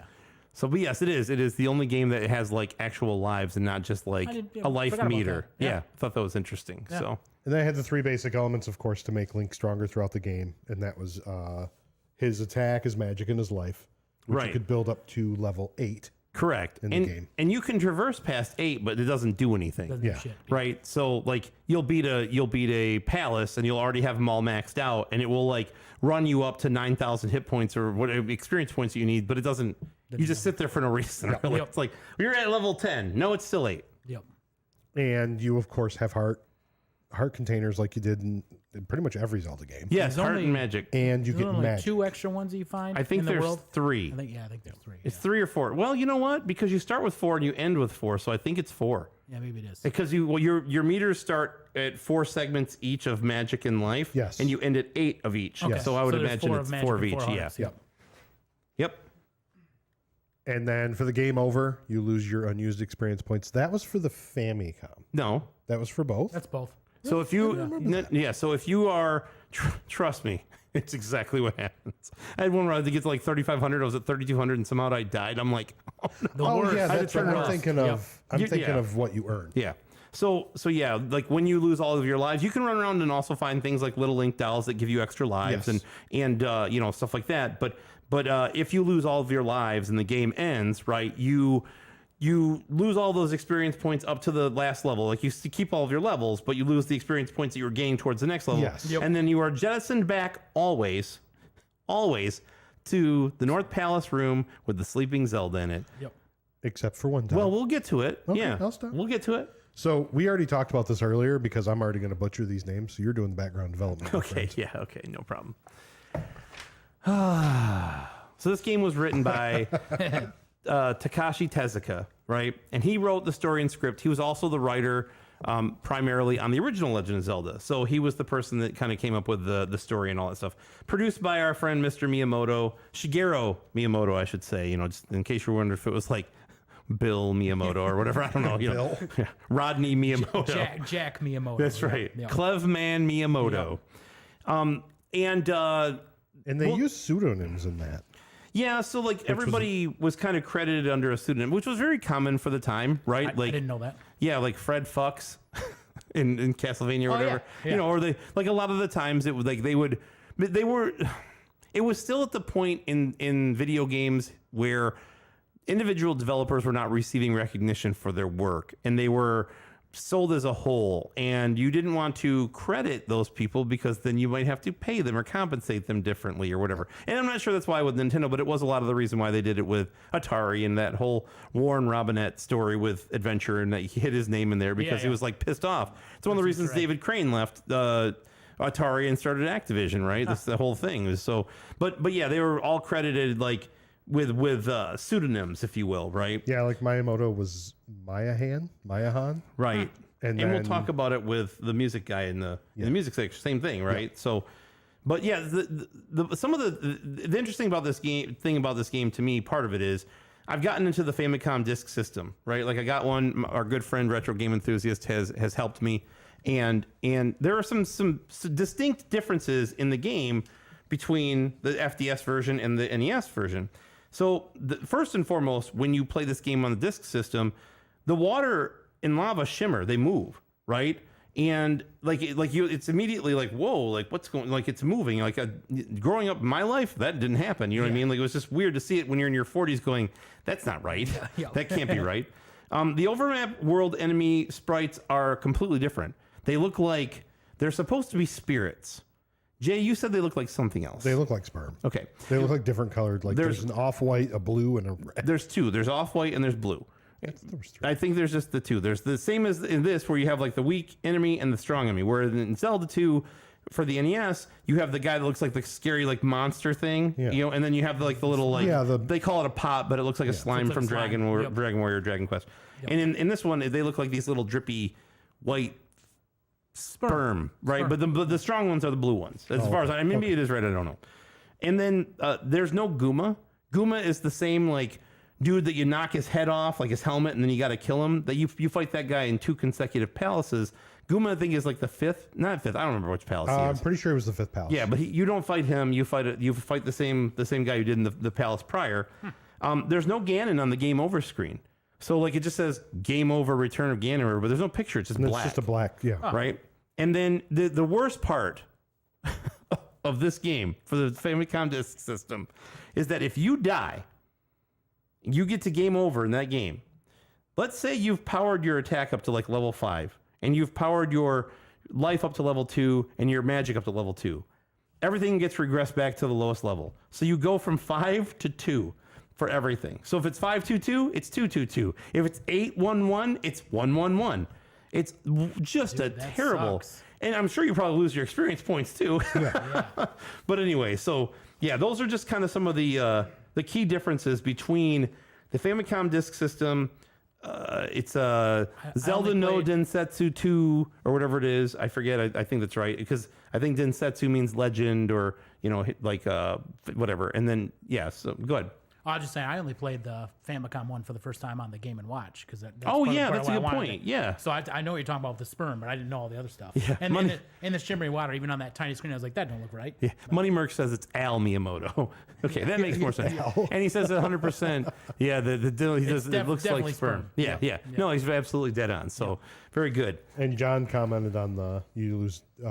You lose all your levels if you lose your lives. Yeah, fucked up. John. So John's our resident Famicom guy. Okay. Like he's the guy. He's my plug for all the Famicom 8-bit stuff. Our engineer's leaving. Oh, the sound engineer's out of here. Why? Was that boring? I have an 8 a.m. class tomorrow. Can you take your dad with you? I could. See you guys. We'll handle this. It's the Clev Man and Pitts hour. We'll handle this. Yeah, that's cool. Yeah, we got this. Probably 2 hours. Yeah, at least if we're talking. Bye, Dig. See you, bud. See you, dude. Good meeting you. Thanks for coming out. Be careful. So Jay, now that your son's gone, let's talk about him. I'm still here. I should mention before he leaves. Dig. One thing I should mention Yelling is into the mic. nah, it's all right. He doesn't need to be here for it. Oh. I traded my Apple IIe and a GeForce RTX 3070 for an RTX 3080 Ti. So I upgraded my video card big time, but I had to give it 3080 or 3090. I thought you got 3080. No, he's got the 3090. I don't know what the fuck you just said, little kid. But you special. Yeah. Touched by the heart. I don't know what the fuck you just said, little kid, but you special. I use that quote all the time. That is it's the best line from that movie. I love that movie, and although it's right there, right? Yeah. Some of it didn't hold up very well. No. Yeah. But that line, I love that line so much. All right. Did you get the Founders? Founders what? Founders ale? Beer? No, I don't know what that means. Oh, that's Kyle. Hey, Kyle. I didn't even see who it was from. That's my friend Kyle Luker. They invade our chat sometimes. Oh, he raids us. The Founders. Yes, it is the Founders 3080 Ti. Oh. I was like, is he talking about beer? I got beer in my mind. Yeah. Yes, it is the 3080 Ti Founders Edition, 12 gig. That is correct. So enough of that. Nobody wants to hear about that crap. Holy shit, that's awesome. Good for you. It Good is. for you. Yeah. It is awesome. It's not a cheap card. Well, my heathen kid now he's got the 3090 He's got the 3090 and he's the got 37. I think he sold that. Well, he said he was getting that for a friend. That's why he got the 2E. So I'm glad you asked about it. You're good. Don't worry ask. about it. Yeah, you guys all You're know here to hang. You guys all know what the fuck you're talking about. I don't. Yeah. Just me. It's fine. Mace knows, but he's long gone. Yeah. Anyway, all right. So Jay, I was amazed he was even listening for 5 minutes. Even though I want to go on records, I listen to every episode of theirs. I was listening to their stuff today. I was too. I was listening to Mark talk about White on Rice up in Traverse City. I got self-conscious last time because one dude was like, dude, you said shmup so many times in the last. You said shmup like 100 times. It's like, I like space shoot 'em up games. I'm So sorry. here's the deal. Yeah. When you do a show, it's so much easier to go back and listen and tell people how dumb they are than it is to do it. And you don't remember half the shit you say. Right. I didn't. So know. we I- rip ourselves apart. I had to edit this podcast recently. Like, yesterday I was finishing it up and I was like, I don't remember this. I don't remember this at all. Yeah. We said it and recorded it and I don't remember it. So anyway, Jay, Yes. music and sound. Talk to me a little bit about Wrong damn page. Akito Nakatsuda. So that dude worked at Nintendo for 38. Wait, I'm sorry. Works At Nintendo. So still works and for he has Since- for 38 fucking years. Since the Tigers won the World Series. Yeah. He's been there. Dude's been there since 1984. Correct. Ridiculous. And that's, Mike and I were talking about that earlier. That's like a running trend with Nintendo. Every time we do a show and we talk about a guy that did a game for Nintendo, it's not, you'll look at his Wikipedia page and it'll be like, so-and-so is. Not like was. awesome. It's never was. No. Unless it was like, one of the guys that died or something. Yeah. And he's done stuff. I mean, not like total composer, but he's done stuff recent. No, he's still, tell him a little bit about what he did, did That's and, awesome. and Well, what he he was does. credited in Zelda 2 as Suka-san. yes, thank you. I would have butchered that one too. So he was the composer for Clu Clu Land for the NES and the Famicom. Disc system. Yep. Yep. He did Excite Bike and versus Versus. Excite Bike. He did Ice Climber for NES and for the Famicom Disc System. Awesome. He did Punch Out. Jams on that. Dude. Jams of that. Great. Like when I think of Excite Bike and I hear meow, meow, meow, meow, meow, meow, yep. that's him. Yeah, that's awesome. this guy. That's- Yeah. Ice Climber had some sweet jams. Yeah, too. yeah. Yep. Goes back to my dude playing the bass like this. Our RBI baseball guy. Yes. Yeah. But he did the jingles for the For the Famicom Disc System, the Super Game Boy, the Super Game Boy 2. right. So like when you turn on the Famicom disc system, it's dun, dun, dun, dun, dun, it has this sound. He wrote that as well. Like That's you're supposed to awesome. put the disc in. And then I'll talk about the last one because it's very confusing. Yeah. That's awesome. It's called BS Zelda no Densetsu. This was the Satellaview specific thought that's what Zelda it meant. game. I forget what it's Zelda something of light or I forget what it's called, but it was a game specific to the Satellaview, which if you want to see what a Satellaview cartridge looks like, I got a few at the house now. None of them are Zelda because they didn't release them like that. But those are the kind of game that you're going to have to play as a ROM now or whatever. It's just like you have to find a hack. But yeah, he did the music for that Zelda game as well. That's so awesome. Yeah, go ahead. Sorry. Then the last thing, and I said of recent, but the last thing he worked on was Super Smash Brothers for the 3DS and the Wii U. Yeah, so not that long ago. And now he does sound supervision for Nintendo. The dude's been there for 38 years. Yep. He I does, don't. What's he gonna do? He's gonna walk in the room and be like, "Yeah, it's good." or And he's he's gonna still go, getting paid like $400,000 a year. or he's gonna go. That's not very good. Yeah, fix it. You're fired. He just walks around and says, "Good, get good." Yeah, get good or get good. Yeah, exactly. Well, I'm gonna let you. Let's You see. want me The to do the acoustic rendition of the Zelda 2 dungeon music by Super Guitar Bros is amazing. Really made me appreciate Zelda 2 music. That sounds awesome. Yeah, we'll have to check that out. Yeah. Definitely, I will be piecing that one in. I'm not so. remember that. That sounds cool. Yeah. So talk about the release. I want to I'll talk about the release. I want you to talk about the reception. Sound good? Make up your You just goddamn you just mind. did the music and sound. What if I want to do the release? Go ahead then. No, you can do the release. Okay, It's good. okay. This game was released on the Famicom Disk System in January of 1987, January 14th. It was released on the NES and PAL regions in September of 1988. Did not know they got it first. Yeah, which is very rare. That is They rare, usually yep. get things Way much later, later than way later. everybody, Yep, right? yep. And then it was released in the US in December 1st, 1988. Some of what I read on that, and I don't know if I read it wrong, but they were talking with Zelda 2, they were talking about Super Mario 2 and the US version and Super Mario 3. And one of the issues were they ended up pushing back Super Mario 3 because of a chip shortage and they wanted to get Zelda 2 out. Yeah, that sounds right. So The interesting part to me when you look at those dates are Zelda 1 and 2. Zelda 1 came out in like December of 87 or something like that in the US. It was like late 87. So 1 and 2 had already come out, right? And 1 came out in like 86. So it was like this game came out 10 months after the first one, right?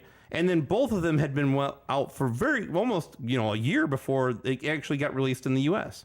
So anyway, I just thought that was interesting. yeah, this. And then it came out as part of that collector's edition with, what is it, Ocarina of Time and all. Like, you could get that GameCube pack in. In Japan, you could get it by having these points and mailing away for it, but you could also get it as a pack in as a promotional game in a GameCube. So it's on a GameCube disc. Wasn't it a Nintendo Power thing? I had it. Probably. Yeah, you 'Cause I could remember get it. thinking, this is going to be worth millions, and for years it was worth nothing, and now it's worth money. It's like $60 to $90 now Yeah. for that thing, but it's like, that's GameCube got that kick in the ass, over the whole generational thing. I was like, oh, now I want GameCube games, Yep. right? So, Yep. but yeah, so that one is it's one of my favorite discs I own. Honestly, it's got so many great games on Yeah, it. it does. So, and then it came out as part of the Classics series on Game Boy Advance. Oh, So yeah. they did that like almost like black box style release of games on the Game Boy Advance, like Super Mario Brothers, Zelda 1, Zelda 2, those types of games all came out. When it came out, when I was like 20, I was like, that's stupid. Nobody's going to buy those, and now those are worth a lot of money. Oh yeah, they're not I that was like, bad. I already played that, But yeah, it's like I think at the time I remember going like, that's kind of a good idea. Like I had the Metroid one, I bought the Metroid one, and then I thought these are too expensive. Yeah. like it was too much they were like money. full price It was games, yeah, like of 30, course. 40 bucks, And I'm yeah. like, this game is like 17 years old now. Like it's cool that I can do it like this. But at that point in my life, I right. could also play it in an emulator. He's right. It was a pre-order bonus. That's what it was. Ah, yes. Yep, when you got Wind Waker. Yep, you that's what it could. was. Yep, but it was a number of ways you could. Like there's a lot of ways you could also get it in Japan and here. Yeah, how did you get the Master Quest? I'm getting mixed up with the Ocarina of Time Master Quest. That was disc packed layout. in, I think. Okay. Yeah, that was a pack in. Yeah. That was the one I was thinking of. So yeah, sorry about that. So Jay, tell me about the reception of this Reception game. time? Yeah. I think I might be able to handle that. So 4.38 million copies were sold. That's a lot. Yeah. I was actually impressed by these numbers. Yeah. That was actually something Jason and I were talking about just before we went on too, about how that was a common thing with a lot of department stores back then were saying they couldn't keep it in stock and it was selling out everywhere. Yeah. I got it for Christmas. I remember I would have put them in my 7th Christmas. Yeah. But Like we were saying, going to Toys R Us and getting a little hang tag and going up front to get it. one of my Yep. favorite childhood memories. Yep. Because What are thought, they- I just pictured the most magical place ever back there. Like the people that worked there They were walked so lucky. back. So lucky Remember to have to that go they there. had and like that The land of that chocolate. glassed off like room and they just had like racks all Yes. the way up to the ceiling Yeah. of games. And Wish you know, they were still everybody that there worked there now. clearly hated their lives. But I was like, he's the luckiest person in the world. He gets to go yeah. there all the time. Yep. It's like the Simpsons thing. You're like, yo, you get to ring in the new year every hour. Yeah, yeah. Please kill me. yeah. Yep. So, You know why? okay. You know why their job sucked though? Because there's people, little kids like Robbie calling, "Do you have Mortal Kombat 2 in stock?" Yeah, it's Mortal Kombat 2 for the Sega Genesis. I love that story God because damn it, Robbie.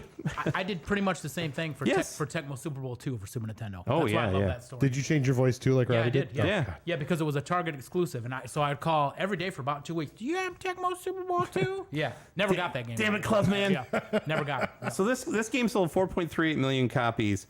Where did that place it on the all-time best-selling list? 8th best, my friend. Blows my mind. And so I will say this: it was one of the top 5 non-packing games too. So I think it was the 4th most sold game. It didn't really surprise me. Like the hype after the first one was huge. I remember being Yeah. so excited for it. So let me ask this trivia question time: Oh shit. Okay. what is it wedged between in the best-selling NES games of all time? What would 7 and 9 be? I'll give you a hint. Neither of them are pack-in games, as far as I remember. 9. Think of the most common games that you see. That's what I always do. I'm like, what games are out there that are always out there that aren't Super Mario? I'll tell you this: it's not Super Mario Brothers 1, Yeah. 2, 3, Duck Hunt, or whatever the 5th one is that's in the top 5. Contra? Contra? Nope. Maybe? Contra I have Fire, no maybe? idea. I'll have to think about it. Put that phone down. No phones. Phones down. Punch Out? Mike Nope. Tyson? No. I know it's not Punch Out. I will give you hints. Metroid. They are both NES licensed and in-house developed titles, So and we've already mentioned one in this show. Is Metroid one of them? No.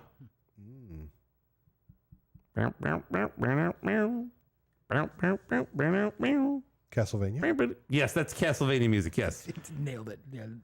Was Castlevania one of them? No, that's not a just guessing. Nintendo developed game. I'm just grabbing. I don't know. Excite Bike. Correct. Yeah, yeah, Oh, Excite yeah. Bike, Excite Bike number 9. Oh, Even that though I'm was the pretty sure exciting that part. was the Castlevania jams. you Yeah, were yeah. yeah. Yeah, you got me. It's Silent Service. He's Yeah. got me. It's actually Silent Service. Yep, No. Silent Service. It is Excite Bike is one of them. Robbie Kid got Icarus. And the other one is I'm Space gonna Shuttle go- Project. I'm gonna guess Kid Icarus. it. No, it's race cars or supercars. No, It's not Kid Icarus. no, Kung Fu. no. That was. No, Kung Fu I think 5, that was that's actually higher. I think that was 5 or 6. No shit. Cuckoo Yeah. Land. Fuck that game. Nobody bought that. No, nobody bought that game. Nobody bought that game. No, Rad Racer. It involved a guy who, like, Mr. Plumbers Pibb don't wear didn't even tie. get his degree. This guy got his degree. Oh, Dr. Mario. Correct. Yeah. Dr. Mario.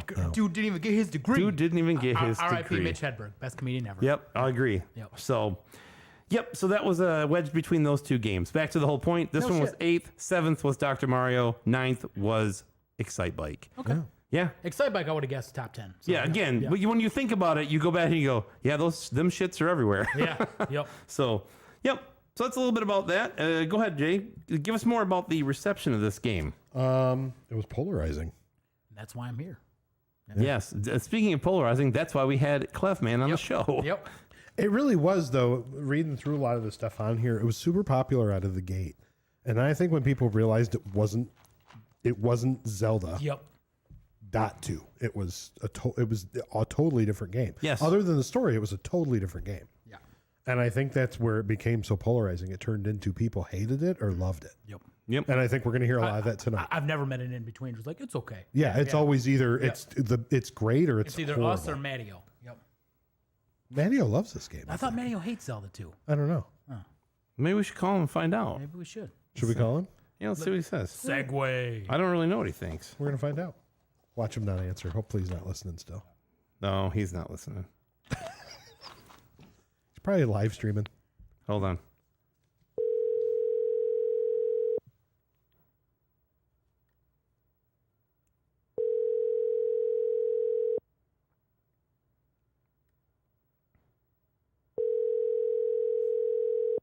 Three rings is the death ring. Yeah, it is. The third Hello. ring. Hey. Hey. So you're on the air with Oh, goodness. my. Mario! Hey, what's up, dude? Hey, I've got Jay and What Clef up, Man buddy? here. What up? What up? I heard that you love Zelda 2. Actually, Robbie Man, told you know us. what? No, This is the dumbest joke, just like Mortal Kombat. I don't love that game. I love Zelda, but Zelda 2, it's all right. I heard this is your favorite one. That's what Robbie said. Yeah, Robbie is a liar. He acts like he's good at Mortal Kombat 2, but I sat behind him watching, and it's a lot of attempts before he gets that end screen. Buddy, let me tell you, that's a tough end screen to get. That's why that thing is no fun. But yeah, you are right. He is a liar and trash. So Yeah. Robbie just posted Fact. exposed. Robbie on says the he's been chat. exposed. Yep. Yes. So so anyway, that's what we heard, and I just want to call to validate that this is indeed your favorite game, and that you're on the record saying this is your favorite Zelda game. So anyway, it was good to talk to you, and I hope everything is well. Yeah. It was good talking to you, too. Everything is well. Mario, we miss you, I buddy. We got to appreciate get you back to Michigan again. This is history. Yes, I'm hope coming. I'm gonna meet you next time, dude. Yep, we're gonna hang out. Yeah. I just wanna breathe Ooh. and embrace it. Ooh, fear the deer. Fear the deer. The Milwaukee Bucks fan, number one fan of the Milwaukee Bucks, Mattio 1989. Wait, you got to have your own. Hold on. We got to let it breathe.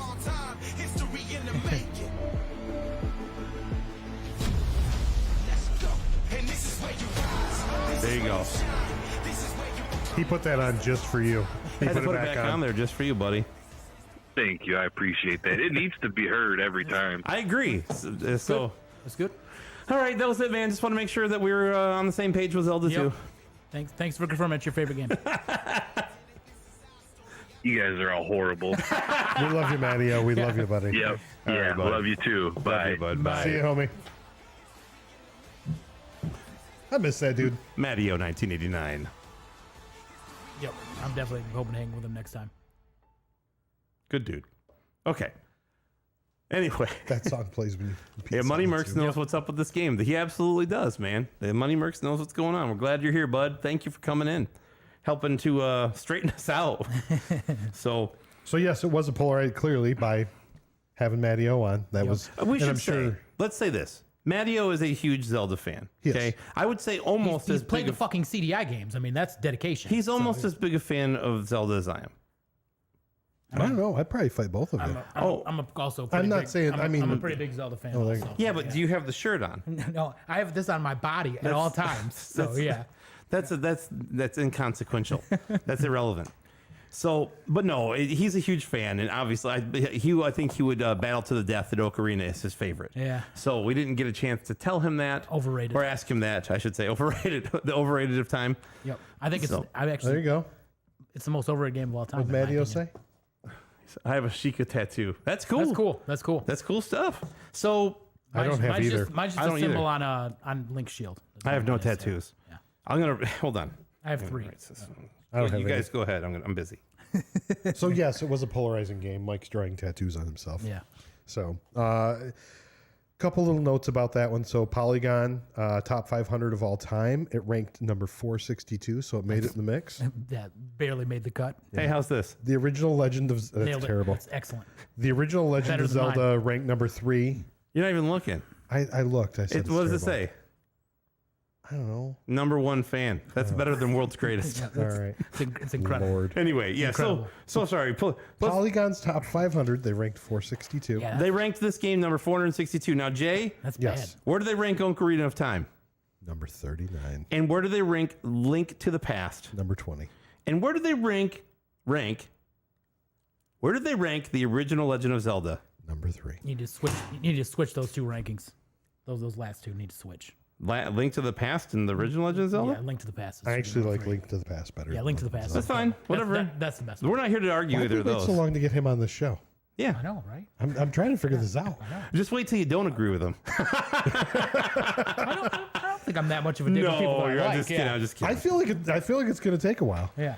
Yeah. Well, we're gonna find out. Yeah. No, anyway, I'm just kidding. And then for EGM Top 100 in 98, they ranked 1998. It was ranked number 72. That's fair for the 90s. That's Yeah. fair. Yeah. Yeah. Of the I mean, time, the that 90s was best decade for video games. So, yeah, Yeah. that's fair. I'd have a hard Stiff- time arguing. Stiff that. competition. So, Yeah. Yep. All right. So let's get into the LJN game rating. I'm gonna have to get my pen back. I just threw it. Shit. You start. Do you figure out the order? I gotta go get my pen. Are you going to draw on your arm some more? Yes. Okay.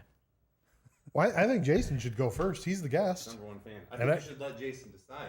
Clev man should decide who goes. Okay. Or last. You get to decide who goes first. I think we should do Robbie first because we haven't heard much from Robbie Robbie. hates going first. That's perfect.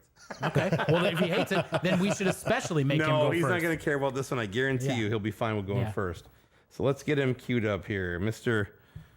8-Bit Supremacy, Robbie Coleman. Let's see what we can find. Should be in my recents here. Let's talk to him. Right? Fucking mind blowing, right, Matt? I couldn't believe it. I thought it was going to be like, you guys get that like December 2027. The Castlevania. The fancy edition from yeah, Limited the fussy Run? one. Yeah. All right. Tyler said that. I couldn't believe it. All right, we ready? What Castlevania is that?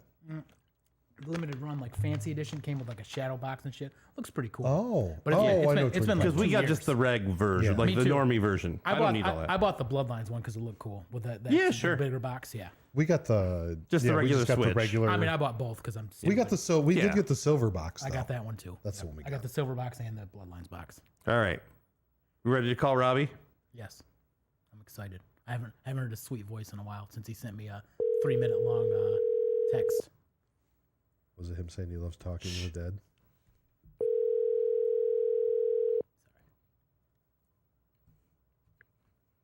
What'd you say about my sweet voice?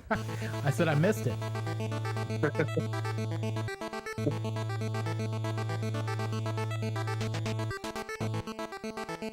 And now, the one and only Mortal Kombat aficionado and Zelda player extraordinaire, 8-Bit Supremacy, Robbie Coleman, everybody. The man. I'm bad. Yes. Mr. Coleman, how are you, sir? I'm all right. It's been a very podcasty day because I just finished listening to the other episode we did to segue into recording another one. So I've been listening to your voice all day. Yeah, I talked on the phone. I'm sorry. The one that should have been out like 10 days ago, that one? Yeah. Yeah, that's the one. Sorry about that, Yeah. everybody. We won't let it happen again. But yeah, then Robbie and I, he got to listen to me talk. Then he got to listen to me talk. It was great. So, Yeah, you love that. Ace is in rare form tonight. And you I got a little special treat like last week, I think it was. Pitts over here, he accidentally sexted me thinking it was his wife. Okay, at like 3 in the morning. No, I told Robbie I love him. What? Yeah, I Is told this for Robbie. real? Yeah. To be I honest, didn't know if you were like sending him like twigging berries. Yeah. No, not yet. I mean, not that you guys know about, but no, I was driving Connor. I was driving to get Connor last Thursday or Wednesday or whatever day, Thursday, whatever it was. And I usually send a text to Amy, when I'm on the road because they were traveling and she just wants to know everything's cool. You shouldn't text while driving. I do the thing. I text with the thing. Why don't you just hold on the little button on your steering wheel? That's what I mean. Let Same Siri thing. tell you, and then you could say text Amy Martin instead of text Robbie Coleman by accident and tell him I love him. But I do love Don't him. lie, man. Don't lie. I also love Robbie. You meant what you said. I did. I owned it. I've said it three times already that I love Yeah, you. you can put it on the record. I also love Robbie. Yeah. It's not even that big of a deal. Like I would love to. I'm digging the text up now. We're You told circling me I back. was beautiful. We're circling back to this whole Jason I said, thing. it's I really for- enjoy him being on, and you hate it even more. There's two of us now. First, this is true. It's 4:51 in the morning. Yeah. Okay, I've already been on the road for an hour at this point. And I thought I was texting Amy, and I realized because Amy has an iPhone, it was not blue, it was green. So I said, "Good morning, beautiful. I love you so much." And then I said, "That was supposed to be for Amy. Fuck, I'm barely awake." Yes. But then I do mean it. You are beautiful. Yeah. You have great hair. He does have I great think hair, you're yep. amazing. And your stunt double is a sham. He's not nearly as handsome or beautiful as you. And I love you. And I'm not ashamed to Where say is it. that guy? Where is that guy? We got to anyway? find out who that guy is. So anyway. But anyway, so yes, I did accidentally tell him that I loved him, although I meant it when I said it. Yeah. That's fair. I mean it now. Anyway. I would have owned it too. Yeah. Anyway. So That, yeah, that was my my surprise roast for the podcast. look, I do enough of it myself, so Yeah. I'm good. Well, in addition to me putting you up to calling Matteo as well, that was my other surprise roast. I have no idea what you're talking about. Right. Yes. Correct. That was other kids. So, Mr. Coleman, we have Clevman here. You know Jason. You guys are good friends. Familiar. Yep. We text each other about Lot of- video games a lot. A lot of trades happen. A lot of trading. Yep. So, Nice. Jason's always trying to juice me for my CID NES games, but that's why I don't let him come over to the house anymore. Like, you can't see what I have. I don't want you to know. No, anyway. yeah, we trade, we talk games. I feel I like talk to him about games more than I do anybody else. Yeah. yeah, him and I are on the same deep nerd wavelength. Yep. So Yep. I mean, I feel like that breed of game collector is getting rarer these days. That's for 'cause sure. We're all aging out of it, and all these newcomers coming in that don't know as much about that era of game. You Yep. can't let a bunch of clowns tear down the biz. Yep. It's fine. It is what it is. It's fine. Yep.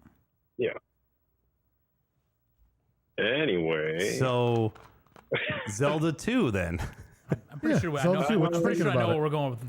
sure, we can talk about that. I'm going to Trying write think his of, score, or what I believe his score will be right here. Yep. I'm going to write what I believe your score will be right here. Yeah. And I'm going to write what I believe Jay's score will be right there. And I'm going to cover it up so now Well- you can see. In typical fashion, leading up to the podcast, I didn't play the game, but I've played this game millions of times in my life, and it's one of my favorite NES games, if not video games in general, Yep. ever. Mine too. It's a 5 out of 5. If I could give it higher than a 5, I would. Mhm. I know it's a polarizing game. I never felt that way about it ever. Even back in the day, I played 1. I loved it. I played 2. I loved it. I didn't think anything weird about. You mean back in the day, people accepted Super Mario 2 like it was no big deal, even though it was completely different from anything they'd seen prior. I'm So- going to say this. I never had an issue with the second game. I think everybody Never. knows how I feel about the first game. I never was like, this is stupid or this is that. Like, Super Mario 2? No, that thought Zelda. that Oh, okay. never ever crossed my mind. I was just like, "Yep, this is the second Zelda game. It's Yeah. just a different format. I guess whatever." I Who cares? remember It's being awesome. I remember being happy that they went back to kind of the original format with Link to the Past, but I wasn't like so put off or like this is ridiculous. Like there was Yeah. some absurd injustice that had happened. You Yeah. know, like I was like, it's cool. It's Zelda. Like, okay, it's the second one. It wasn't like there were 100, okay? Yeah. And then this one came out and was like, but the other, it's like 311, you know, the shitty band, right? I hate 311. That's fine, whatever. But 311. I've seen them like 5 times live, pal. Every I'm one just of kidding. They're terrible. Every one of their albums sounds I was the about same. to say, all right, we just went off the track. I have seen them 5 times live, but they're terrible. Why are we talking about 311 No, right now? because let me Because get they're your favorite band. Let me get to it. Because I am down. Yeah. I think you're all mixed up right now. I think you're all mixed up right now. Listen, you better come original, okay? And amber is the wave of your energy, color of your energy, whatever. This whole thing is flowing. I'm cutting all this out. The point was this. All 311 albums sound the same. So at 15... Why are we still talking about 311? I'm He's making a point. Will I'm you sorry. let me... all right, I'm muting the phone. I'm sorry. So all their albums have a very similar sound. Accurate. Right? So let's say you're a huge fan, okay? I'm not, but let's say you are. Not you, Robbie. I would never say that about you. Let's say somebody is a huge fan. Someone I actually know exists, somebody. yeah. But so they come out with like their 16th album and it's like a new wave ska record, or I don't even know what you would, like something else, like a fusion jazz record. You'd be like, whoa, what the fuck is going on here? That's like this, where it's like there weren't 15 fucking Zeldas, and then they came out with this, and everybody's like, "Oh my god, he jumps! This is absurd." It was the second game. Like, why are people so up in arms? You know what I mean? That was my point. So we can edit all this out because no one wants to talk about 311. I should have thought of a different band. 311. I love it. It was 311 is better than Blues Traveler. Whoa. True. Shots fired in the chat. Is 311 better than Blues Traveler? All right, well, thanks for coming to the show. We have a link tree. It's a linkter.e. Oh man. Go ahead. Sorry. Oh, good lord. So I can't actually. I mean, I had to have played 1 first and then 2 because I can't remember the order. It's kind of blurry, but I definitely borrowed both games from my across the street neighbor growing up, who I mentioned on the Kung Fu show. His name was Edward Francis, and he was just like. Yes, he resembled Francis from the Pee Wee Herman movie. But Awesome. he had Zelda. He had tons of games. He was like a PC gamer. He just had his finger on the pulse of everything. So I was always just borrowing shit from him. But before I went on the show just now, my buddy Cartman again reminded me. He just like unlocked some memory for some reason. He's like, "Hey, if you're talking about Zelda 2, if they bring you on the show, make sure you mention that guy, Edward Francis." He specifically was staunchly under the impression that all the little bags you pick up with the letter P on it meant that they were filled with peanuts. They were bags of peanuts like he was at the baseball game. He that was he was convinced. He was convinced they were, and he like stood by it, man. And he was like, "No, they're peanuts, I swear." And then back then, there's no way to disprove this stuff because it's all just like schoolyard, you know. Let me ask you a question. I heard if you can find the Cracker Jacks, it's double points. Is there any way to disprove it now? True. Yeah. No, you Now know that what? I'm picturing them, I mean, No, maybe. You know what? There is no way to disprove it because I looked through the manual PDF just now, and I was like, it doesn't even say what it is. It just They're doesn't give pea you, bags. They're called pea pea bags, bags. Peanut They're bags. peanut bags. Exactly, they're peanut bags. I'm buying. I mean, I'm sold. Now I want to play it again. Now I got to play it again. I'm sold. I Peanut always bags. assumed points, which is the obvious. Yeah, I would assume that. Yeah. Yes. Yeah. The best ending would have been Link they're eating peanuts. peanuts. Oh my God. Just sitting there with a bag of peanuts. Him and the 500-year-old Zelda just hanging out eating peanuts together. And he's just You like, know, I he's collected just like, all those while I was trying to save you. That's So a lot maybe better. afterwards Just we like, can, you know what I'm saying. It's a lot better than just- getting hosed on the kiss. Just him eating peanuts. Yeah. Single life. Yep. he's just cracking them all with the butt end of his sword. Yep. He's using the skull of Ganon. I love it. I love it. That's, I think, I like this. You know, I like where this is all going. So let's rewrite this. I like this almost better than the actual story. So That's anyway. a valid argument. What if it was So popcorn? now that I got the Ed Francis pea bag peanut shout out of the way. I'm so glad Cartman again reached out to tell you that. It's just another one of your classic Robbie stories.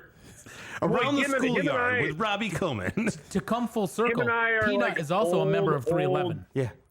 We're old friends. I've known that dude since I was like 1 year old. Yeah. We were next door. We were next door neighbors, and we were still friends as adults, which is not many people have that. I feel like, but No. like, No, they and don't. we're still into the same shit. So that's all even more weird. That is weird. But Were you guys wearing So denim he'll jackets and remind me- mustaches he'll- at a year old? Yeah. They look like the babies from Mortal Kombat Babalities. like little scorpion Yeah. with like his little ninja outfit and a Yeah. cigarette and a mustache. full circle here. Yeah, I got fatality. I got fatality out of the womb. Oh god! It would have to be Nightwolf with a denim jacket. Oh god!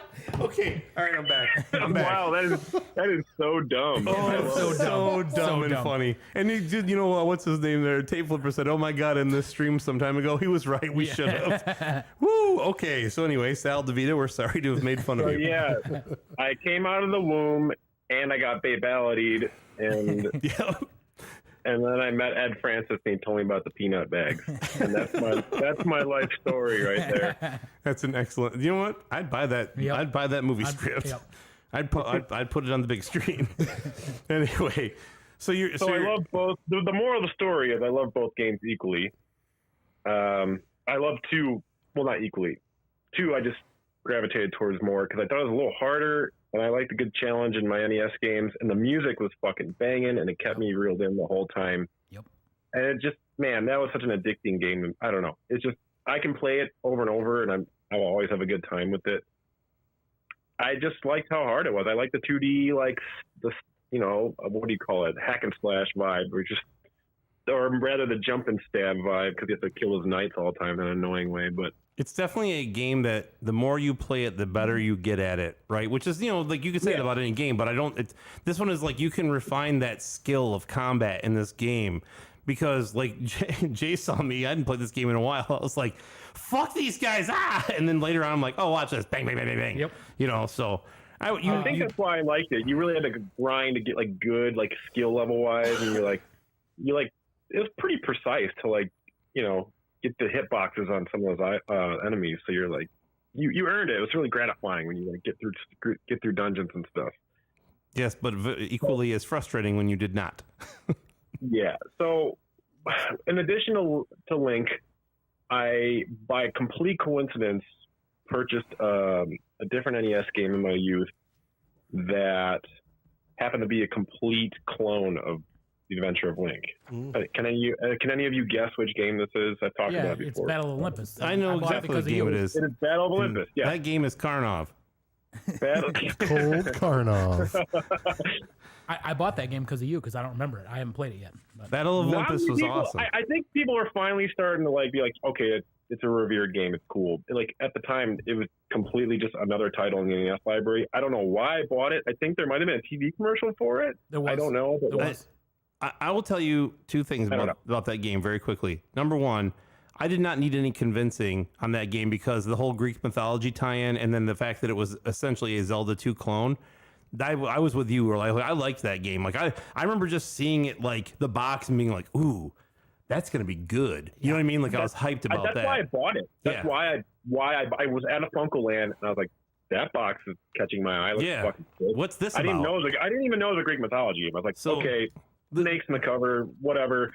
I flipped it over and I was like, all right, little sprite of a guy just stabbing 2D. I'm in. Do you know? That was it. So that game, like, yeah, Money Merc says, have fun collecting olives. Yeah, that's exactly what you do in that game. That's so, the only setback to the game It's- is the farming of the olives becomes Yes. success.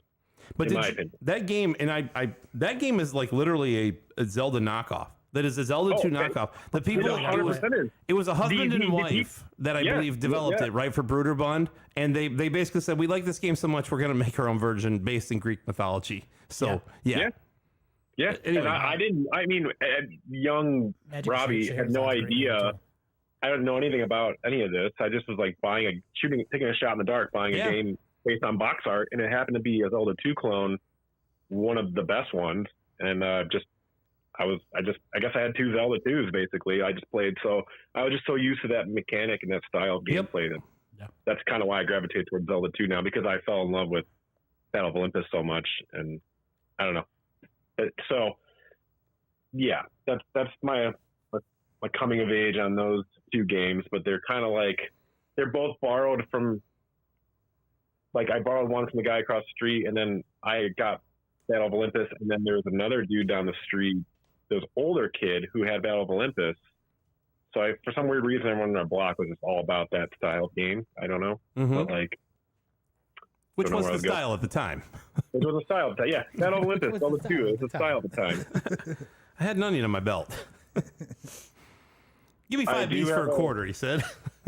Sorry, go ahead. I have one tangent I'm gonna go on before I can just give you my rating and get off the phone here. But now I'm thinking of Battle of Olympus, and the guy down the street who also owned Battle of Olympus was older than me.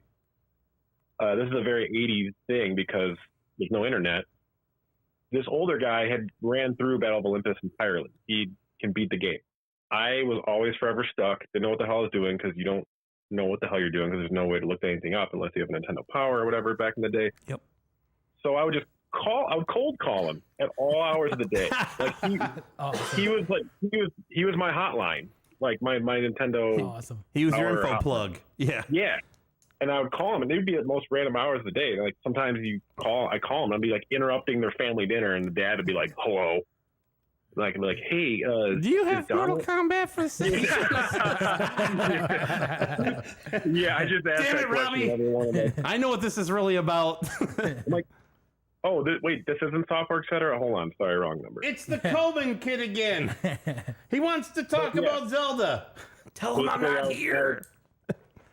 I would irritate. Yeah, I would interrupt like a dinner or something, but I would ask him for tips on Battle of Olympus, and he would give them to me. But he like no questions asked. Like, oh, you're here? Yeah, you just do this and do that. And I don't know. It's just a cool thing that That's cannot be replicated in a modern day world anymore. Nope. It's How some funny. memory I have about that game. That's awesome. Says you. I call Pitts all the time. How do you get through this? Yeah, he also asked me if I Oh, have dude, Mortal I was Kombat the for king Sega of. Genesis, I was the which I do. I was the king of overstepping boundaries when I was a kid. I'd like just walk And into now. people's house. I was gonna say, what do you mean I was? I used to be, I still am, but I used to too.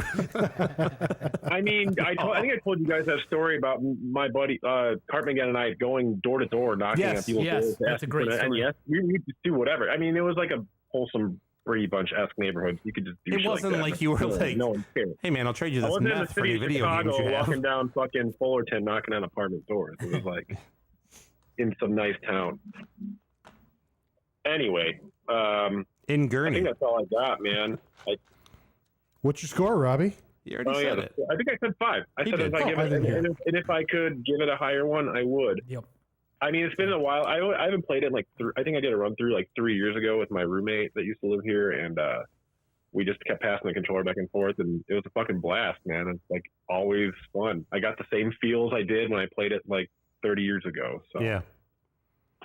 Well, the only other Zelda related thing I got is I didn't play the game, but I acquired a Link cartoon VHS yesterday, and I watched the episode. It's an episode within a Super Mario Brothers show, that live action show, and the host on the show was Ernie Hudson from Ghostbusters. see mine, I looked at mine and mine actually has 3 episodes. Mine is Ganon's Evil Tower. It's the Zelda animation station with the Ringer, Cold Spells, and the White Knight. I have the full collection on DVD. though. Ooh. Damn, Yep. Gangster. It's a big Twinkie. dude, Yep. modern man over here with Yep. the DVD I collection. know. What does that stand for exactly? Digital don't know. video disc? Probably. Yeah, I don't know. Yeah, I think it's digital video. I was just disc. kidding. Yeah. Oh, Sounds like some new technology I should be aware of. DVD, you Yeah. say. Something after 2000? So 5.0, we got you down, bud. So yeah, I should have been playing Link, but instead I tried playing Race America and had a real bad Ugh. time. For the 4th of July. I tried, Yeah, I there tried you to get go. all, Yep. I tried to get all thematic about it, and I was like, boy, this is rough. And I had to Why just am I give up doing before this? that. Why It was am I? bad. Oh, God. Well, very good. But, Yeah, great. Yeah, yep. All right. Anything else? No, I don't think so. I mean, I said what I wanted to say. I talked about the peanut bag, and Very important peanut bag. Yep. I'm glad that my buddy Nick brought that up because I would have been upset if I didn't mention it, knowing it later down. We would have had to go put it in later, like as a we would have bumper. added in By the post, way, we would have added in. Robbie had a friend who thought the pea bags were peanut bags. That's why Still we- does. that's why we need a Patreon so we can have those after the show. Don't you use that P word on this show? Peanuts. Yes. But we could talk. We'd have the peanut story. Yeah, or we could talk about Peanuts, the cartoon strip. We could. Charles Schultz. Clevenger, you really think the Smash is the best fighting game? Yes, I've said it before. Yeah, it's the best fighting game I've Fucked ever up, played. man. That's fucked up. I've said it to you before too. I've said it to you before too, and we've argued about it a couple of times. Yeah, it's the most fun I've ever had playing a fighting game for all the 8 years I've been playing it. Third Strike's close second, but yeah, Smash Brothers is the best. Are you playing it? Do you play it like online or just in person with a crew of people? In person with Matt and a couple other dudes. Like not very often anymore, but every time I do, it's a fucking blast. I think Well, that's probably why you think it's so good, Why? though. Because if you had a crew playing with Third Strike in person constantly, you'd probably think that's the best. Guaranteed. That's why I'm trying to get Mark, who's listening, to do that at his arcade and stuff. Yeah, I would love to do that. Yeah. If that happened, yeah. If I had regulars to play it, it'd probably Wait, be Third Strike. there's a guy listening that runs the arcade by you or whatever? Yeah, Mark's the one. He doesn't run it. He works Smash there. is awful. Yep. Well, if he's Thank you, listening, Sarah. Mark, look up a guy on Instagram. His handle is Psychic Drive. Yeah, I He's gotta done do this. work. He's done work for Logan Arcade in Chicago for us. He specifically works with candy cabs and he rents them out to people and stuff. Talk to him. See if you can get a candy cab at your arcade with like a multi-card in it. I should see. guarantee- I should see Mark at Dungeons and Dragons Sunday, and I'm gonna bother him about it for sure. There you go. Yeah, there you go. Shut Yeah. up, nerds. Yeah. See, I was just thinking you liked Smash better because you're playing with Matt and Mark. No, I do play with Matt. Yeah. Because I know Matt sucks at video games. Yeah, he does. Matt sucks Matt at video needs games. to get good. But pretty good at Smash. I'll admit, pretty good at Smash. All right. 20% better than me at Smash. We're editing all this out, so it doesn't really matter. Okay. All right, Let's Mr. keep talking Coleman. then. No, we're gonna keep talking then. All right, well, I'm going to hang up then. All right. Very good. Good talking with you, dude. Very good. The one and only. 8-bit supremacy. Robert J. Coleman. Have to have that. Let's fade him out and then see if he's still there. He didn't hang up. Maybe Yeah. he did. Oh, man, I'm still hung up. Hey, Money Mark's found the sperm from Zelda 2. So we got to call another person, but I can't.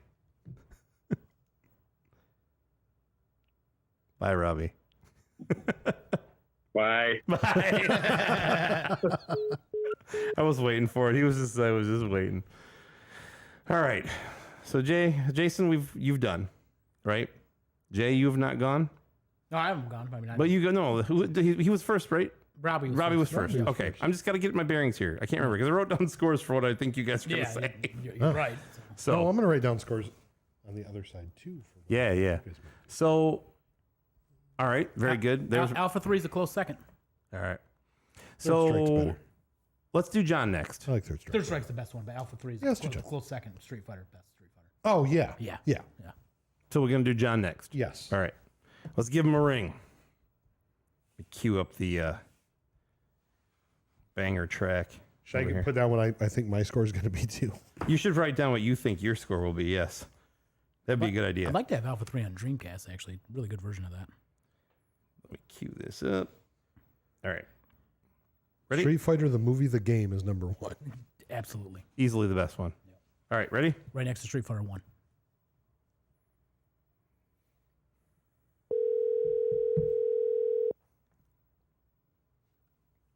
Hello.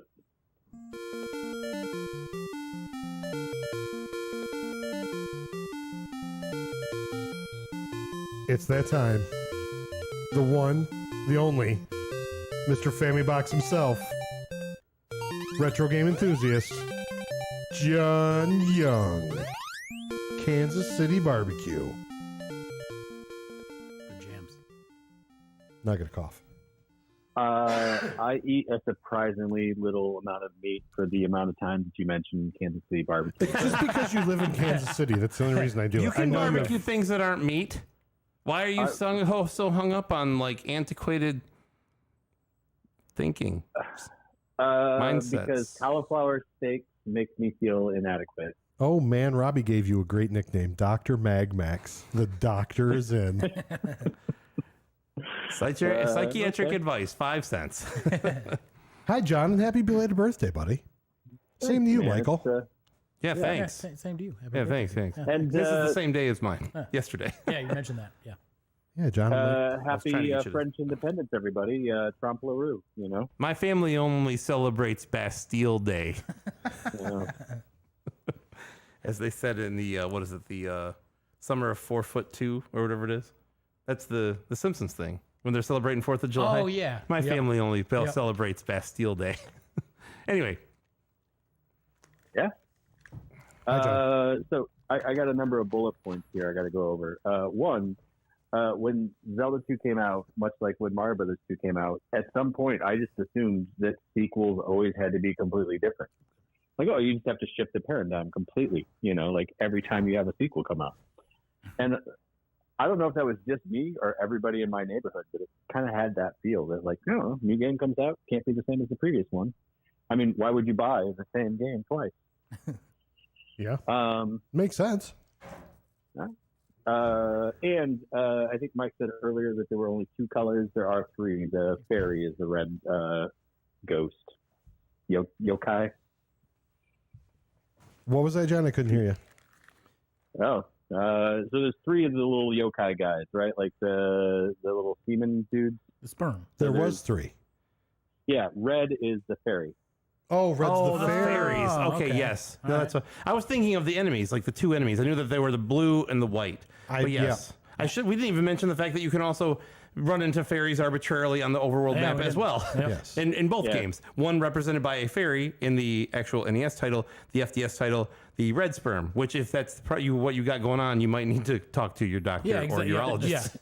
So And I legitimately did read the manual when I was a kid because I couldn't get enough of this game. Sorry, I tilt my hand here a bit. And the intro scroll is slightly different because I think they say that is the Zelda that fell asleep. So, like, this was the inconsistencies of games back then, where it's just like, I don't know, like, there's 2 stories, it's fine. yeah, no one in Japan, no one in the U.S. is ever going to read any of this stuff that's in Japan. There's no way that they'll find out about each other. And then some old guy, 35 years later, is like, so anyway, the differences between the NES and Famicom Disk System versions are as follows. Plot holes. It's because they didn't know there was going to be Mr. Family Box himself. Yeah, that's right. Exactly. And I talked my parents into buying me this. This is one of the few games I got brand new. I was so excited for it. My parents played Zelda 2. It was one of the few games they played. This was just 4 years ago, by the way. Yeah. Well, yeah, they wanted me to learn how to read. That's Yes. actually how I convinced them. I'm like, you know, I'll learn to read. There's a bunch of text in it. Turns out every text box is just like 4 words top. Yeah. Yep. Burn it So- with fire. Burn it with fire. Yep. Then he burned the house Yeah. down. Then blame Beavis and Butthead. Go ahead. Which also, I think, and I didn't test this out, but the little like lizard dudes, the ones that walk on the 2 legs that you can burn with fire, which I think is the hint there. I don't think that works on the Famicom. Really? I think the Famicom, if I watched a video earlier on the differences, and I think you're talking about the blue dudes that spit like the little. Towards the end where you Yeah. gotta have the reflect. Yeah. Yeah. I think with those, they had to be either standing up or on all 4s, and you had to downward stab them, No shit. and you could kill them that way. Yeah. Yeah, because they're dickheads. Yeah, they're assholes. I hate them. Yep. And also, Dark Link is harder on Famicom. So if you want to challenge, go that route. You Actually, can't, I don't think you can really. You can't cheese them like you can on the Nintendo one. Yeah, I don't think you can. I just remembered another difference. The townspeople in the disc system, they do not have the little kid, and they do not have like the dopey looking guy, not the big guy that looks like Error, like that guy. Yeah. They don't have like the dopey looking like sad sack looking guy. The You know? skinny guy. I know what you're talking Yeah, about. he's like, yeah. ooh, Yeah. I've never kissed a girl before. Like that guy looks like that. My You know life who I'm is in talking about. He shambles. does. Yeah. He looks like me. like that. Anyway, go ahead. Sorry, but those guys do not No, exist Dippy in Dog. the they do not exist in the Famicom Disk System version of the Did game. not know that. Just And remember the, that. But they both have the sexy girls holding the pot over her head. Hell yeah. All right, that's important. yeah. There's a course, lot of yeah. hot women in that Yeah. game. Yeah. It's like inviting you in to replenish your health. Yeah. Come on in. Um, To replenish your health. Yeah. What do you think of my jugs? You mean sex.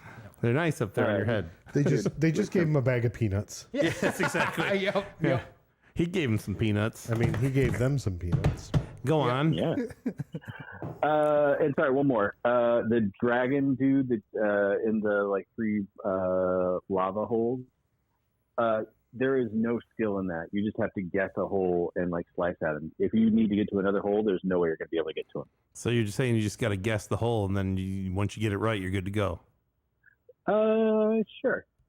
You're trying to get me incriminated on this whole thing. I was really torn on watching. I can't remember the dude's name, the dragon, but I was really torn on watching it because when you see the Famicom version, it looks better. The art does.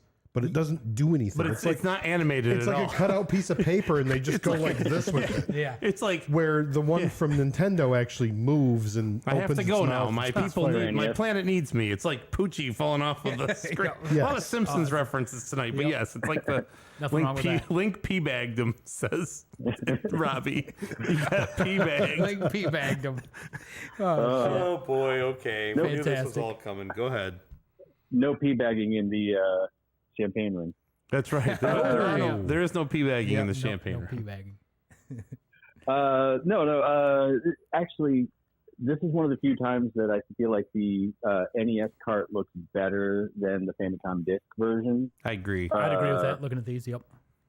But the music and the sound on the FPS version, just like the shimmer of the sword sound, or even like when you talk to a wizard, it's got like a more magical kind of sound quality to it. Yes. But they're pretty much the same game. I mean, honestly, the level thing is a pain. But the nice thing about the Famicom one, which you may have touched on, is that you get to just pick. Like, it's not like a cost per like level thing.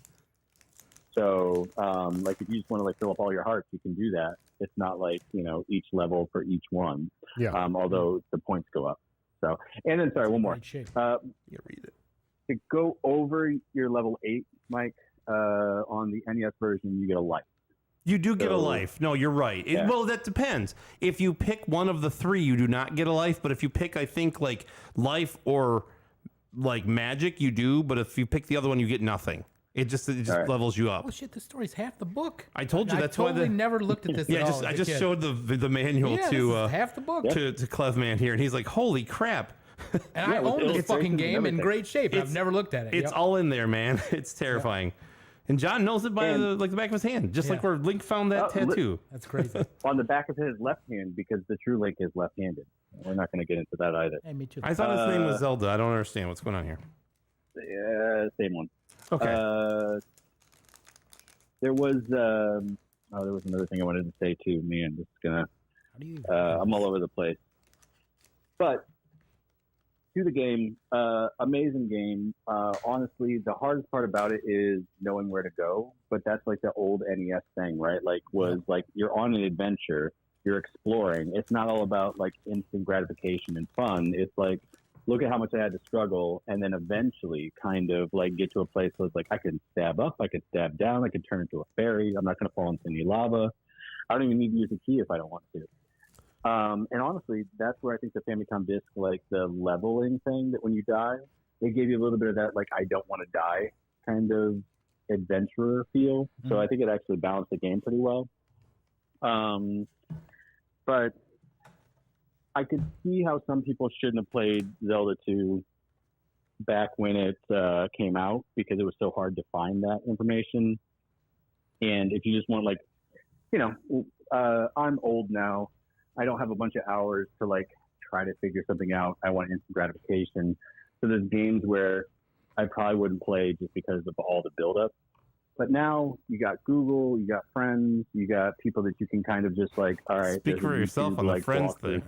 Well, okay. Well, you've got friends. I don't know. Clevman doesn't. I had the Nintendo Player Guide, which I still had. That's still my best friend. Yeah, still my best friend. And that guy threw most of the game back in the day. Or that 900 number where you just pay like $3 per hour, and like a sex worker can tell you how to beat the game. Yeah.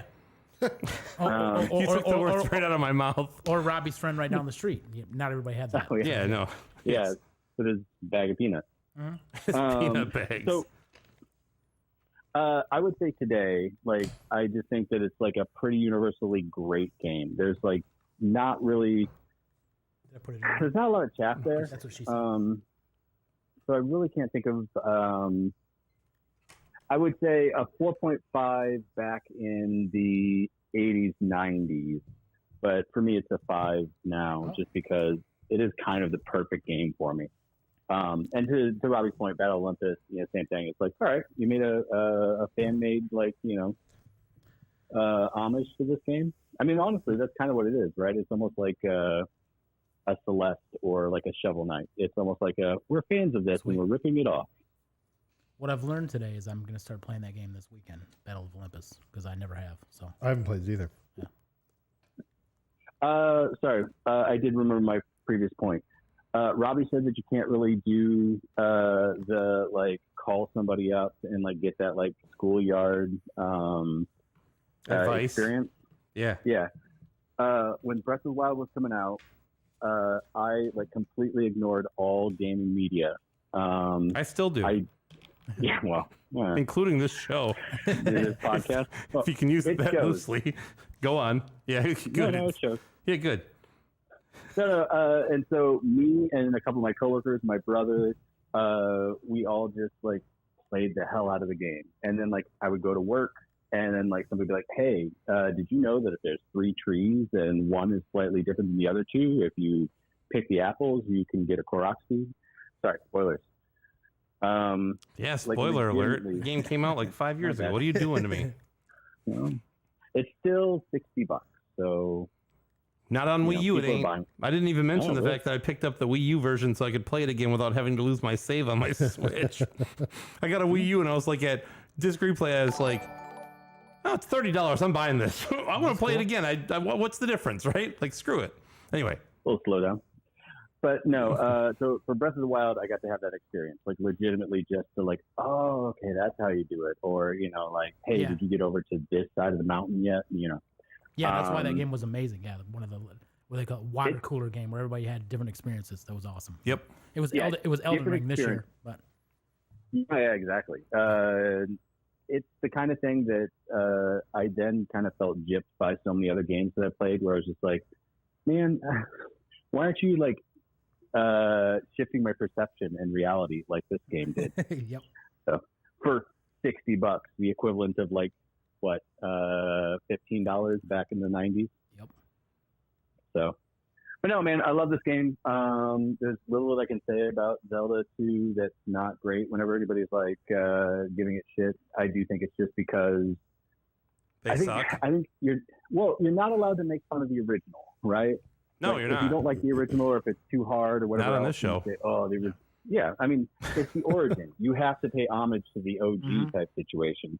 Whereas, like, you can shit on the second one because it's like, oh, it's not the first one. Because it gives you that cred of, like, I don't like it, but also, like, I don't know. And this is also my favorite when people, like, complain about Breath of the Wild, like, oh, Link doesn't jump. And it's like, Yeah, he does he's in the been second jumping game. Since 87. Yeah, since the second game he has, you dickheads. What are you talking about? So you're 5.0. Yeah, it's a 5.0 for me, and a lot of that's nostalgia. And I know that I say that it should be like based on like actual whether or not everybody should play it. But I think this is a better like history of Zelda than even the first one, as far as like kind of what quirkiness they can go with it, including the dark story, which Majora's Mask is pretty dark. Yeah, it is. I don't remember. That's why it's one of the best. I don't remember who was saying like Zelda can go pretty dark. Especially if it's Dark Link, right? Or if you're in a cave with no candle. Am I right, folks? Am I right? No. Is this thing on? Hello? You look at the ground, a couple of pixels change, you just stab there. Exactly. Duh. Anyway. I'm just glad that you didn't give the score and then hang up on me. I was surprised. Jay I said- thought you were doing a 4.5. That's what my guess was. So I was halfway right. You did. I'm here. I could witness that. Yeah. If I would have asked Yeah. you 20 years ago, you would If have given only. it a 4.5. No, 20 years ago, I would have said it's phenomenal. Like, I loved this game, like mad back then. Like, and yeah, was it Mike? Were you saying that, like, you don't remember people hating this game back then? I wouldn't say that I don't remember people hating this game. I was saying that I didn't hate this game or like have a negative opinion of it. I didn't really listen to. How do I put this? I was too busy playing games to listen to my friends tell me what they thought about them. Probably. Well, but that's fair. I don't think 20 years ago you didn't have the kind of like, oh, that shit. Like it wasn't cool to shit on the game. Like if you like Zelda, it was more of people were in either the Zelda camp or Mario camp. I remember that being a thing. Sure. Or like oh, I play Mario games. Oh, I play Zelda games. Like versus like, you know, I like the first one or the second one. That's a good point. Yeah. All right.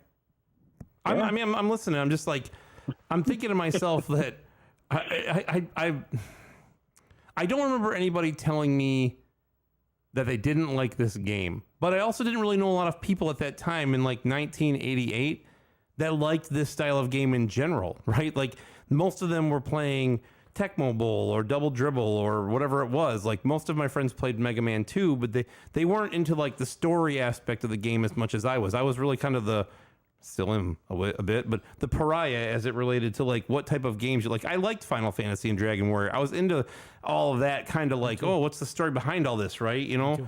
And so I never really got a lot of people's opinion. I remember people being like, I don't like it as much as the other one, right? But that was about as close as I would get to somebody saying they didn't necessarily care for it. And of course, I was reading Nintendo Power, and they thought it was the bee's knees. So, you know, I don't know if you know this, but they were big fans of their own stuff. Yeah, big fans of especially Nintendo published games. Yep. Yes, they were huge fans. And they didn't really discuss the other ones very much. Anyway, so, but no, I get what you're saying. I'm just saying, like, my personal experience was less of, like, and I'm also older, right? So this was all kind of happening as it came out, and most people were still not, like, adept at the idea of, like, I have to read a book to play a game. It was, you're playing Pac-Man, your job is to eat all the dots and not get eaten by the big dots. You know what I mean? Like, that was pretty much it, or the ghost, right? Whatever. But so at that point in my life, I knew one person that liked that game, and he lived, you know, a half an hour away at my old school district. We didn't never really get a chance to talk about it. So, you know, to me, it was like this, okay, like almost like the progression from Castlevania 1 to 2. It's the same kind of thing, really, when you look at them. It's like, okay, well, 1 is a very distinct style. 2 is more of like the story. You have to interact with people. You've got to power your guy up. You got different ways to do it. It was very similar from a structure perspective. The platforming is different, but the games are like, those sequels are like, okay, this is the sequel. You know, like what else is awesome about both those? That was experimental back then too. That right, was it was like new. We got success with this first one. Let's try something totally different. Yep. That doesn't happen very much in games anymore. 311 didn't do it. Awesome. 311's never done it. Here we go. Here All we go. comes full circle back to 311. Yeah, no, it does not. Very I good. say you do your best to cut everything about 311 out from the episode, but just make it like hard cuts. And then people are like, what were they talking about? What were they talking about that they had to get out? That's a great idea. Yeah, I'm going to try to do it anyway. So now I've got a goal to try and make it as confusing as possible. Could you just censor 311? Oh, you know what? I'll just all beep the out. F-bombs we drop in here is fine. But we'll Just beep out 311. I love it. That's actually a much better idea. I like that idea even better because they'll be like, what band are they talking about? They're So talking like about a this band. portion right here, can we just beep out? Yeah. And that band's albums all sound the same. Who is it? I love it. Anyway, yes, I think I'll have to do that. There's I can do that. All right, very good. All right. Yeah, they kept it. Yeah, that's fine. No, go ahead. He always thinks I'm rushing him off when I say all right. I'm like, all right. So what have you picked up anything? You haven't even let me get to that stuff. You got anything else to tell me about Zelda 2? Have you picked up anything? What have you been playing? How are you? How was your birthday? My birthday was great. We went to a fancy Italian restaurant that was manned by a bunch of stoner hippie people. That sounds fun. Yeah, no, it was great. It's within walking distance of our house. You know, drove because that's who we are. I got Labyrinth, complete box of Famicom. Pretty excited about that. Cool looking. The strategy guide. Very And cool it looking. has Labyrinth. You remember the David Bowie 80s movie? Oh, okay, yeah, okay, Yeah. that's what you're talking about. Yeah. That's cool. They love it in Japan. They made a NES equivalent for the Famicom. And Bowie is like face forward on the strategy guide. No So, shit. I didn't know that. Yeah. That's awesome. I picked up a sample copy of Warpman. No big deal. Famicom game. Nobody cares. Robbie's going to be jealous. I got a complete in box copy of Bird Week. It's exactly what you would expect it to be. A Famicom game. It's just, you're playing as a bird, trying to catch worms, feed your children, not get killed by a hawk or a rock that falls from the sky for whatever reason. You know, that classic gem. 21 Famicom disc RAM adapters. Yeah, you Mike, got talk about that. got quite a chunk of the Famicom disc RAM adapters, right? Like the Famicom disk system had the RAM adapter that went along with it, right? So you got those for a good purpose, though, right? What was your what's your purpose? So a quick aside, essentially for the Famicom disk system, you plug this into the cartridge port, and it essentially had your EEPROM chips on it, so that the disk would load to that and then play through this thing. They're not unusually. Occasionally they would be used for what are they called? The prototypes for NES games, because it had like extra RAM, so like people like using them, including Rare, which was a black box game, but actually developed by Rare. Anyway, so I picked up like 21 of these because you can actually cut off the end and put a flash card on them, and then just pretty much you have all the FDS games. I'm not sure I'm going to do that with all of them, but you know. I like this idea. Like I need to do this is the kind of stuff I love, that I'm like, so I can just turn it into a flash card. Like, okay, let's do that. Like, cool. That's cool. Well, and it's just like playing on the original hardware, because it's for the FDS disc, it's legitimately you're just loading the ROM onto these RAM cards, so nothing different. And the discs are super touchy. Like just by like playing them, sometimes they can like be magnetized and you just erased your game. So. I couldn't figure out if it was my drive or the discs at one point. I'm like, which is the problem here? So yeah, solving that problem would be wonderful. And it is playing the game on the original hardware. It's no different than having an EverDrive that you're just because you didn't put the actual cartridge in doesn't mean that you're not loading the ROM in the exact same way. So. Right, except for with EverDrive, you still have special chips that you got to work around sometimes. So there's certain games you can't play. Your Mega Man 5. That we'll just get Tengen to reverse engineer it by stealing the code from the patent office. What's the problem here? What do you mean? No? Sorry, No. Back to Zelda 2. Ganon's laugh, I think, is like Soda Popinski's laugh. It sounds exactly like Bald Bull, doesn't it? I was thinking more Soda Popinski. Yeah, Soda Popinski. Yeah. Yeah. You're fucking wrong. Yeah, it's Soda Popinski. It's not I want you to pull up Bald Bull when he beats you and he's cackling at you at the end. It's the same thing. I don't lose the Bald Bull. I get twitchy from fuck my Soda Popinski. Yeah, you don't even get there. No, it is the same. It's very bold. It's both. Same I think it's the same sound because I thought right, Bald Jason, Bull. Soda Popinski. I just found Soda Popinski more terrifying as a kid, so that's probably It's why. He looked. right. He was disorienting because his color was weird. Yeah. he was a different color. Like everybody else was drunk. like they fit in, but he was like this jaundiced. Yeah. Anyway, go ahead. Enough about that. No, he definitely had cirrhosis of the liver. Yes, he did. Yes. Yeah. Yep. I'm sure he's dead now. So I'm drinking all that pop. Yep. Vodka Drunkinski, the one and only. Yeah. And on that note, I think that is my cue to leave. I think. No, I did. Oh, sorry. I do want to. So for the Famicom Zapper, it looks like a revolver. So it's like a legitimate. You cock back the thing, whatever. There's two box sizes. There's the big box, which comes with a copy of Wild Gunman inside of it. It also comes with a holster that's like a full-on gun holster with Nintendo on it. Probably not the best topic to talk about these days, but they sold the holsters separately. So I got that to complete my 3-piece set of the big box, small box, and the holster. So That's awesome. You gonna wear it to the retro swap in a month? It's probably frowned upon. Kansas It's just City, a zapper, bro. Just a prank. Kansas City, I don't think that anybody would like even bat an eye at it. Yeah. No, okay. probably Fair not. enough. Yep. It's Missouri. It's Missouri. You're right. So. Yeah. So Anyway. no, that's it. That's what I got. Awesome. I think I brought the conversation down well enough. See all that mirth I agree. that Robbie brought and all the little social ice cubes. I froze that all back over. Fantastic. Well, with that.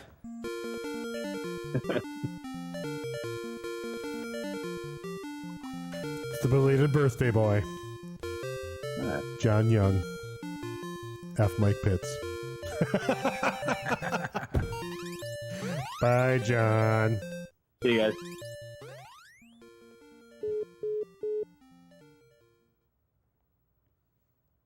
Don't look at me. I don't have anything to say to you. Okay.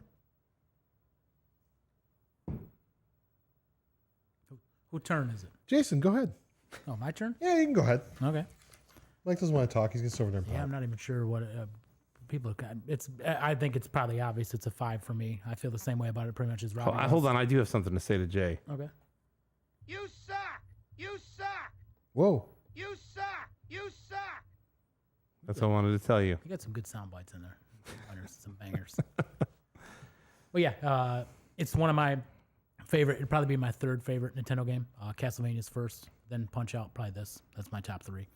And I never beat it as a kid. I remember I got it for Christmas because I begged my parents. I think it was the only thing I got for Christmas that year, and it was fine because it was that beautiful gold cartridge from the Magic Land of Toys R Us that I got it from. They bought it for me the day it came out too, so it was like an early Christmas gift. But never beat it. Thought it was too hard, but thought it was an awesome game. Never hated it or anything back then. Just loved the music. Thought it was awesome. Didn't beat it until I think me and Robbie were talking about it a couple of years ago. And I beat it on Switch because I was like, I can use save states and cheat my way through it. And it turns out wasn't really that hard. It's pretty hard, but I never used any save states at all. I was gonna on the Final Palace shit, but then realized that if you just continue there as long as you don't save. And Yeah, can we talk about that for a second? yeah, we talk about that. Yeah.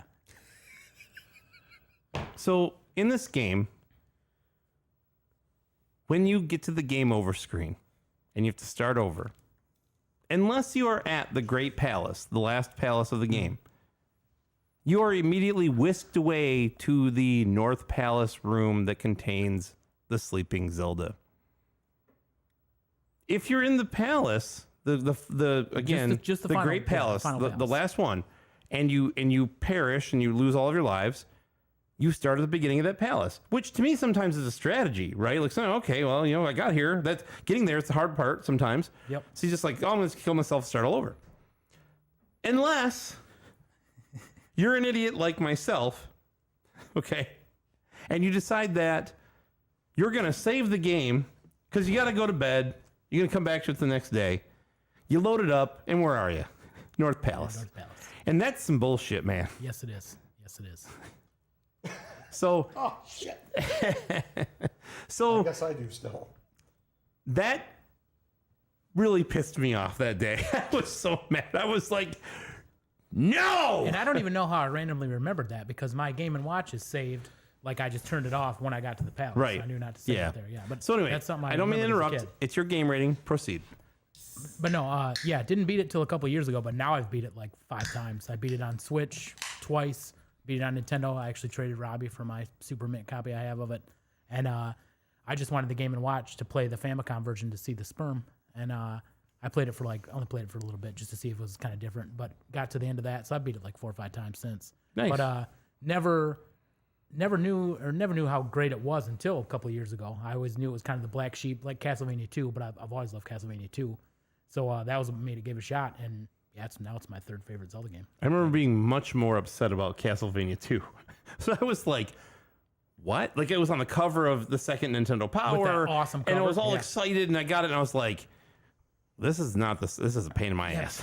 But those jams, though. The jams are top notch. The jams are, I mean, I think we might even have one of them loaded up here if I got it working, but I don't remember if it works or not. But anyway, that's neither here nor there. So, And the other thing about Zelda 2 is I like all the Souls-like games now. Bloodborne is my favorite game of the last 12 years now, probably. okay. And I think it was like the original Souls-like game. Like one where you even mentioned it, how like you start out like, what? This game's hard as fuck. How do I do this? Yep. And you just keep getting better and better. Now, like, I think I had to continue twice on the Game & Watch because I know that game now so well. That's the same thing with the Souls-like games. Yeah. Bloodborne, I beat 5 or 6 times. I beat it almost yearly. And yeah, same thing. Like, I love that. Learn how you go on, like you just realize that you're a badass and so is everybody else. You can't fuck around, but yeah, you start learning the game. That's awesome. And I think it's one of the first games that could be considered like a Souls-like.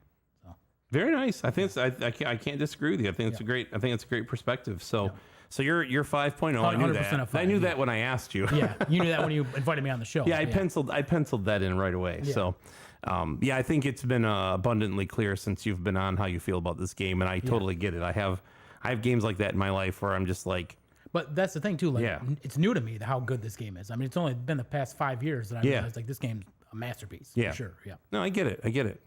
Get good, got good. Yeah, you got good. That's what Yeah. Asa said. You got good. So, Well, awesome, man. Do you want to pine on it or anything else? I mean, you just I think I already talked. I wanted to talk about the magical land of Toys R Us about it. Yeah. I just can still picture that in my head. That teenager who probably hated his life, going back there thinking that's the luckiest kid in the world. he gets to work at the toy store. He has a dream job. Like he just goes to look at all these games all the time. He just wanted to leave and get high. Yeah, exactly. Yep. Like, I don't even want to be here, man. Yeah. Like, you need a host that hates the game. Yeah, I don't know if we have one of those. I don't know if we know too many. I don't actually know too many people that hate this game. But Yeah, I don't really either. Despite all this people that say it's polarizing, I don't. Mark and I disagree on games a lot. He loves this game because of the grinding shit on Zelda 2. Yeah. Same for Castlevania 2 with him. But yeah. Well, so I've got your. Technically, you make a good point. The Dark Souls could be a Zelda-like, yeah, because this is original, yeah. I'm gonna step away for 1 second because my son has texted me. He said, "How did it go?" And I'm sending him You want me to give my a score? link. It be going. Yeah. We are on now. This is also the game. The only 2 games my dad ever played when they got me that, because it was just like the thing to buy for kids. So my dad's like, "Yeah, fuck, we'll buy the Nintendo." And he played the original Mario and the first Zelda. And I remember being in kindergarten at like 9 o'clock and being like, "Dad, I gotta go to sleep." He's like, "I'm in the second dungeon." Like my dad, I think he beat the first Zelda. Fuck you, kid. Because he's like, "I got fucking games to play." But Zelda 2 was like, that's where he drew the line. He's like, "Nope, this is too hard. These games are too complicated for me." And he never played a game again. My dad never played video games, and like you said, that was the thing to do. My dad's like, "Oh yeah, everybody's getting a Nintendo. Here's an Atari 7800, son." Damn. And I was like, "This don't look like Nintendo. Yeah. This don't look like McDonald's." Like that is. I was like, I these are all the same damn games. This is not. I had to like convince myself that Xevious was fun. Awesome. Xevious isn't bad on Nintendo. But When your friends are playing Punch Out, and Yeah, you're playing yeah, Xevious on the exactly, Atari 7800, and you're going, "Well, I can play as Dr. J," you know, and the Larry Bird, like trying to. Yeah, it didn't. It But didn't. It it's wasn't just good. funny thinking about now, like kid, putting your kid on a tablet or something like that. Like, Yeah. that was just the thing to do. And like my parents were just like, "Oh shit, he loves this. Cool. Now I don't have to worry about him anymore. Yeah, maybe. And I got good grades, so they buy me more games. He's the world's problem now. Yeah. Awesome. All right. Well, that leaves one person to talk about the game and their personal experiences and thoughts on it. Didn't you? Who else is there? Yeah, both of you. You haven't Both of gone us. yet? No. Neither one Go of you guys. ahead. I'm No, sorry. go. I thought I want you to go. We Go. are all some chatty Cathys tonight. No, so Go. I can't Why? because You have to go last? this time I want to go last. You son of a bitch. You want me to go? No, I'll go. That's fine. honestly, Top Gun, I can see how that would kill your love for video games. That's fair. I've never landed the plane on that game ever. Mr. Cheermonte, hello, by the way. I saw you earlier. Sorry I didn't say anything. He's a good dude. He is a good dude. I like that comment. Based We're on that gonna- comment, he's a good dude. We're going to have him on in August, we think. I think we got him planned out for Yep. August. So, yep, he'll be on. With a good game. He's an excellent programmer for the NES and has a great channel about how to program for it. My birthday is next month, by the way. If you'd like to have me back, just saying. So yeah. I don't think we'll be doing that. Yeah, that's funny. Yeah, Valdor. My dad was a stockbroker. I came and get him to play Wall Street Kid. Yeah, what is your rating great of the game. game? Have you played it, Valdor? I think I can guess your rating. Watch him go. I haven't played it. Yeah, never heard of it. You know, he comes on our show and talks a lot of shit. He doesn't play any of the games we talk about. Him and Robbie have a lot in common. Anyway, We may have to have him fly out and be on the show. that's fine by me if you can make it. I'll tell you what. I'll go. I'm ready What? for this. You're gonna go? No, I can go. Mine's going to be super quick, dude. Let me go. Then you can Go ahead. All right. Because then I'll do the next part. Oh, you beat He it. beat it. 3.5. Damn. Yeah, I knew it would be a 3.5. I knew it. All Harsh. this.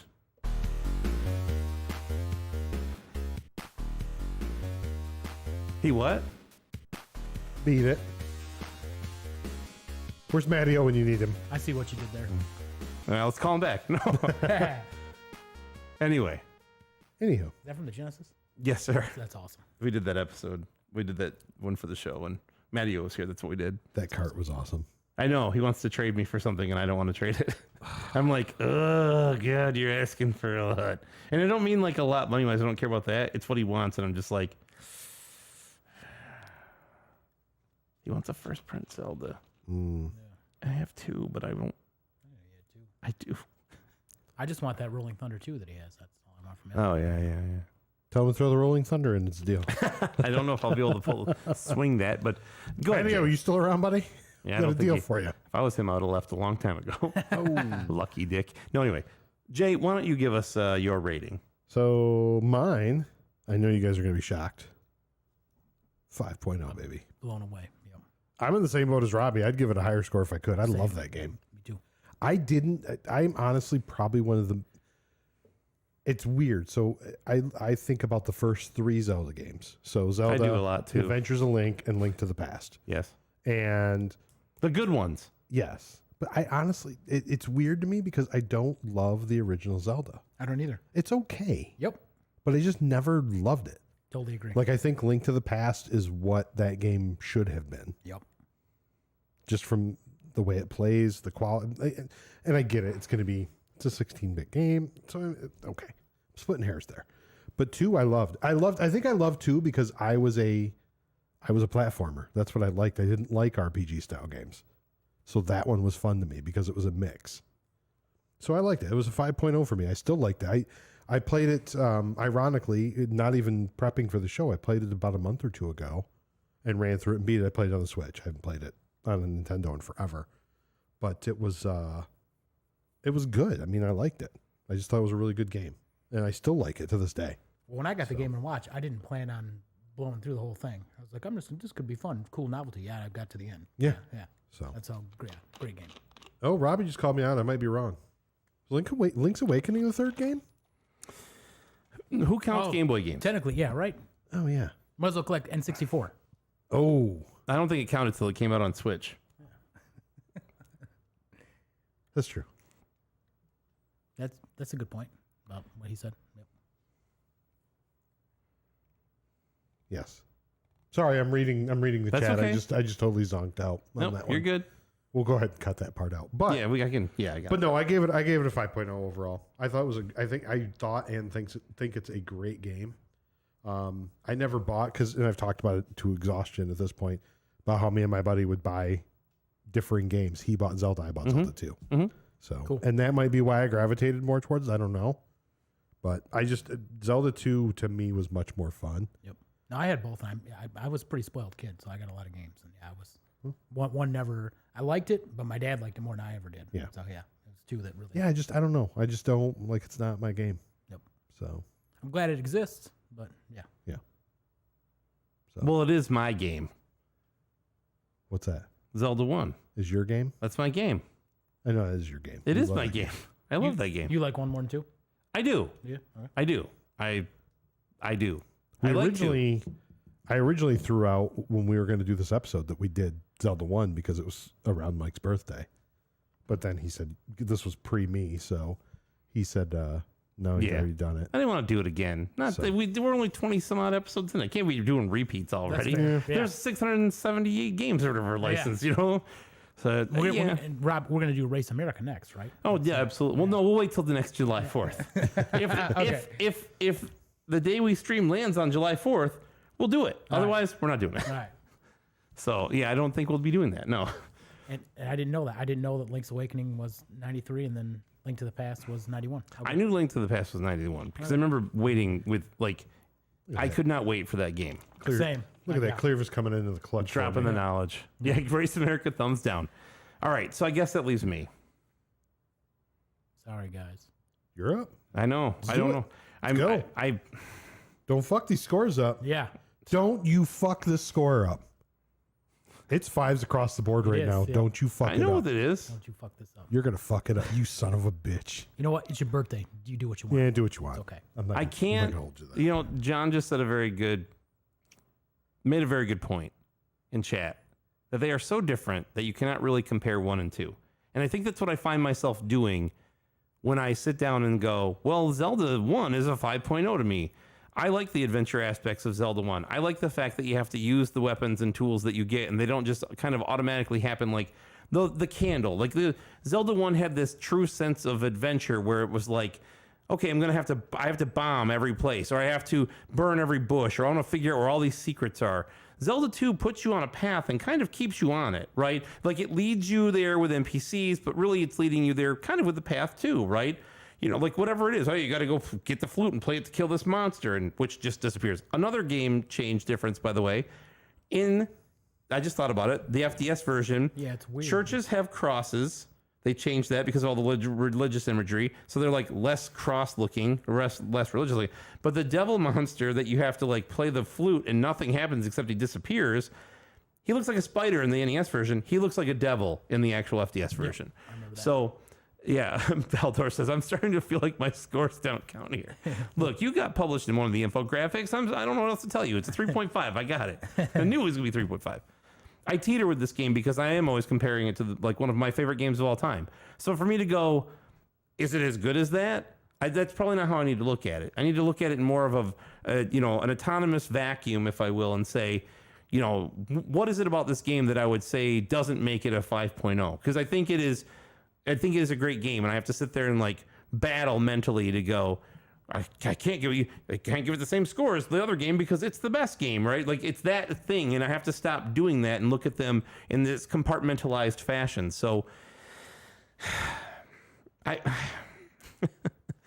was so sure I was going to score this game a 4.5 because I had gripes with some of the stuff, but then it's like for every reason I had that it would have like diminished the score, I think about things like the downward thrust, right? Where it's like, that's the greatest fucking attack in any NES game ever, where it's like, oh, let me just plow through this brick. You know what I mean? Like, I'm just going to bounce, instead of beating this guy, I'm just going to bounce off of him and take off, or whatever it is. So, yeah, look, I'm not, you doing, Robbie, telling me how to score this game is only going to make me change my score to what I was going to score it before I was talking myself into what it probably should be. So stop doing that, because if you do that, you might get the other score. And then the infographic's going to be all awry. Because I'm not even in the middle of the infographic. If I was in the middle, it could be different. But I'm like the second guy. You put me in the second guy and I change it. Yeah, 4.0. That's exactly it. It's a 4.0. I'm writing it down right now. No, I'm going to give it a 5. I have to give it a 5. Yeah. I don't think I can. I have to convince myself as to why it would be a 4.5. And the reasons that what you're looking for, my friend, is right there. Yep. Okay. Awesome. Awesome. That's our friend Tyler from Collector's Quest, by the way. Jason, just so you know, that's the clip. That's his favorite clip. It's all of our favorite clip, honestly. I'm so glad that I snapped that one up and used it. It's Awesome. Amazing. We'll play the video that's attached to after the show. You It's can watch that. You know what? I'm going to give this one.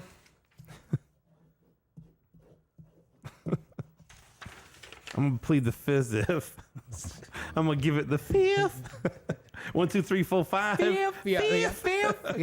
God, that was a great show. Oh, so good. So anyway, yes, I'm going to give it a 5.0, despite the fact that I was 100% sure walking into this that I was going to score it a 4.5, because I hate the fact that you wind up back at the fucking beginning of the game every time that you die.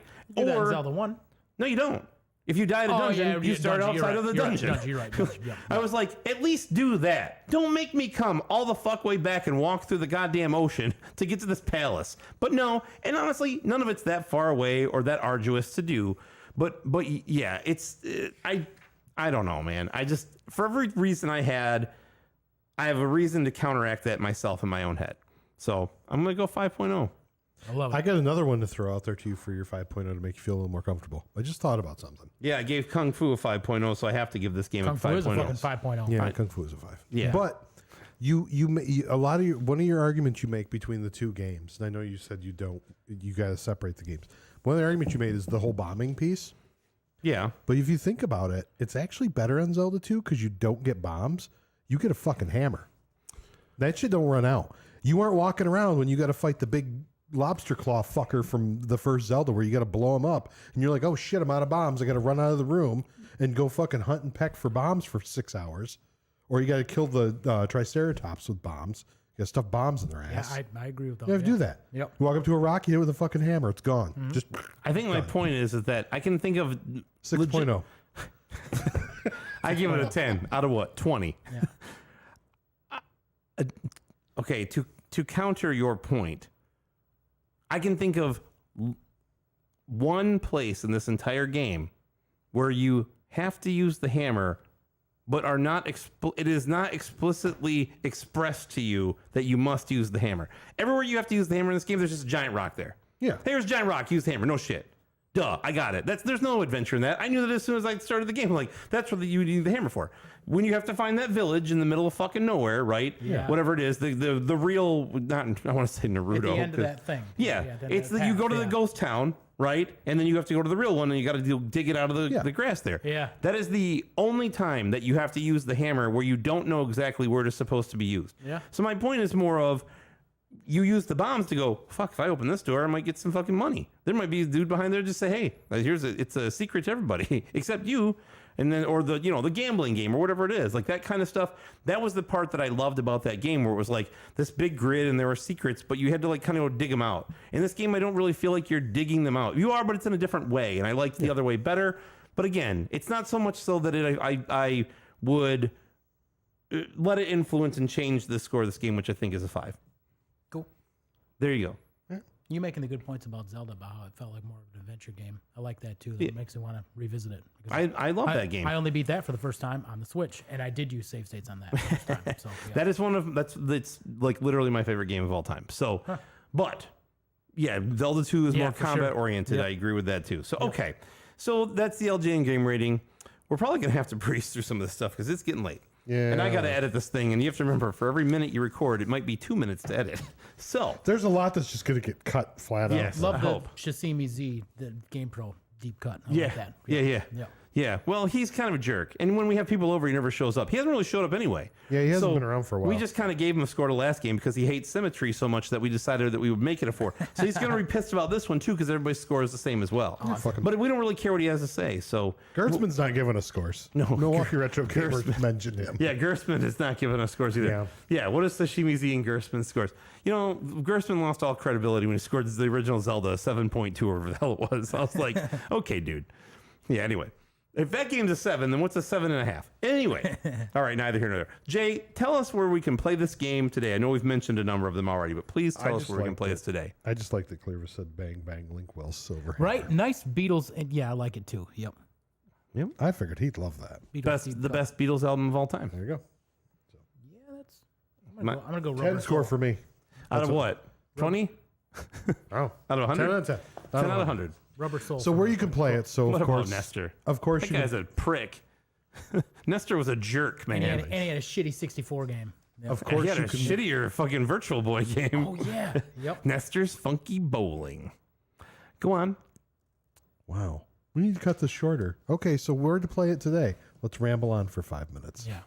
I can edit all this. Literally everything for Nintendo. Hit that mute button under number 1 over there, will you? So where to play it today? So you can play it on, of course, the Nintendo Entertainment System if you have one. You can play it on the GameCube. We talked about that a little bit earlier. The NES Classic. You can play it on the. You can play it on the Game Boy Advanced. Game Boy Advance. That's right. You can play Switch Online, which we talked about earlier as well.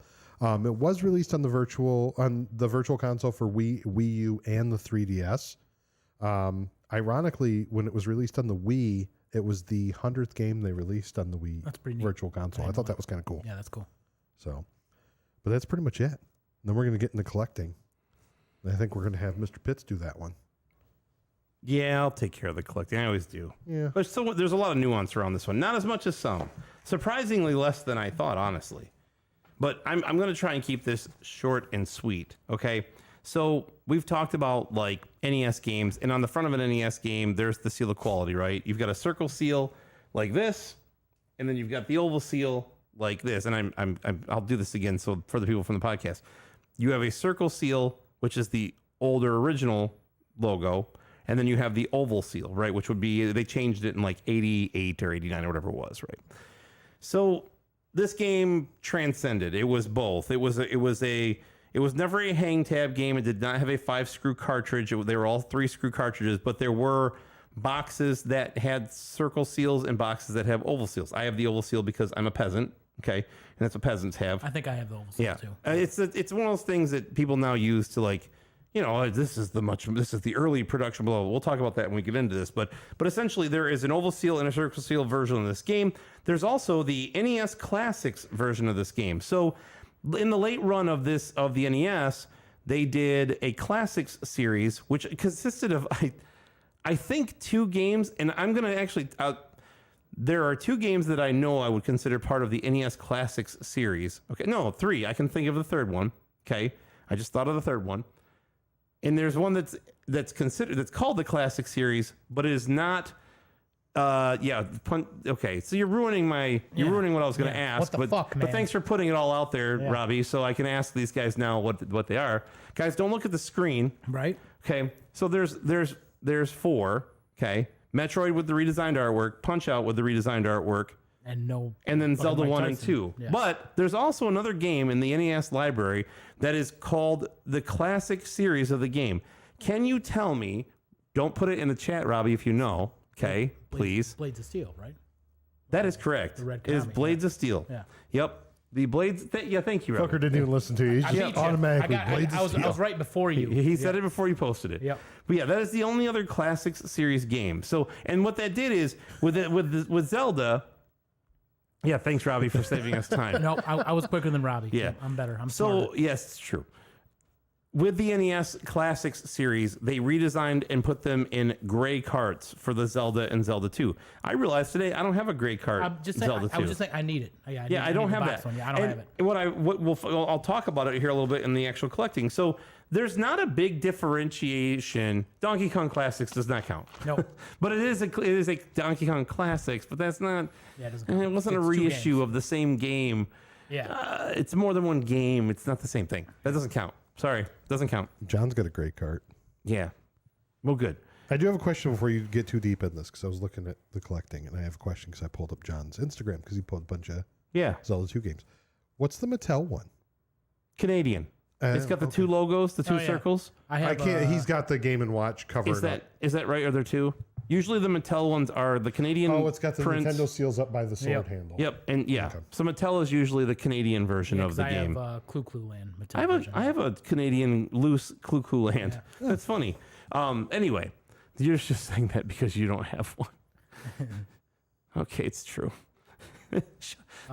Robbie makes. They did make 2 different. But that's Untouchables. not the that's same 2. thing. Yep. That's the red. That's like the, shitty Wayne Gretzky behind. yeah. us. That's no. It's same. the Nintendo Entertainment System Redline games like the Bart Simpson right there. That is not a Classics version. That is just a. Yeah. That's a new thing. It's not the same. Anyway, I digress. Not a lot of difference in the cost of the loose cart or the CIB for like general collecting, right? So Circle and Oval Seal, $20 loose, about $90 and up for the game complete. And it's all condition sensitive. So when we talk about this, it always is. But especially when you get into those boxed versions of games, $90 is like your entry level, like probably something like that Kid Icarus type condition.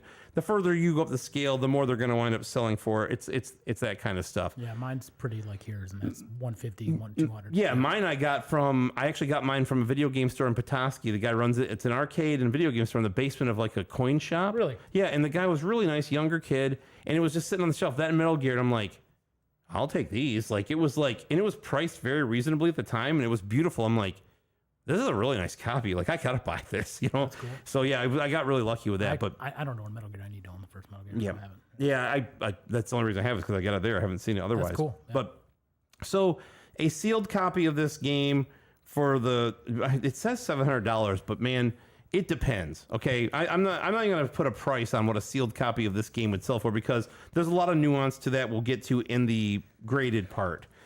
The Classics version is actually more expensive loose. Huh. The Classics version is $25, although I see it sell regularly for even more than that. It depends, but I don't see that one as much as I see the Gray Cart Zelda, and it definitely is more expensive. It was like when I did Super Metroid, and when I did that, the regular version of Super Metroid was much less expensive than the Player's Choice edition of Super Metroid for the Super Nintendo. You don't see that one very much. No, you don't. You don't see it. Yeah. So, but the box version is $85 because any greatest hits version of any game ever is always unless it's like a weird, anomalous print run or whatever. Nobody wants it as much as they want the original, right? There's no cutout in the box. There's a big thing that says Classics, and it's people. Oh, that's the garbage. Like the trash Punch Out, you can buy CIB like $30. Like, Yeah. I think maybe $50 With like Rocky Marciano or what's his name, Mr. Dream. Jerry Cooney's on the cover or something. Ugh, Yeah. yeah, terrible. You mean Rob Gronkowski? So Yeah, this game is definitely obtainable. Like, if you want to get this game loose, $20, $25. You know, complete. If you can find a nice one, you're probably looking around $100 or more, depending on what it is. Worth right? your $100 for that. Yes. Oh, beautiful yeah. box, To get especially if you get the manual with the whole story. So, graded is a different story. It's fucking insane. Sorry. That's okay. Like, No, I he's just- like, I was links pulling and up- pass on eBay. Yeah. I was pulling up link Adventures link on eBay just to see what they're going for right now. Loose copies, good shape, pretty accurate from what you're seeing on here. Yeah. $20-25. Yeah. Well, I tried to do my research. You're doing good. Well, thank you. Good job. First time anybody's ever said that to me. Anyway, this game graded is a whole different story. The nicest version of this game that ever was, like, from what I could see, graded and sold was an early production Circle Seal of Quality 9.8 A+, which is essentially one of the highest grades you can get. And just to probably a preamble to this, Clev, man, not a fan of the graded games. Nope. Okay. We can do a whole show on it. Nope. We don't have to get into all that, but I know you're not a fan. Now, and I'm with you on most of it. These are trinkets and collectibles. They're not.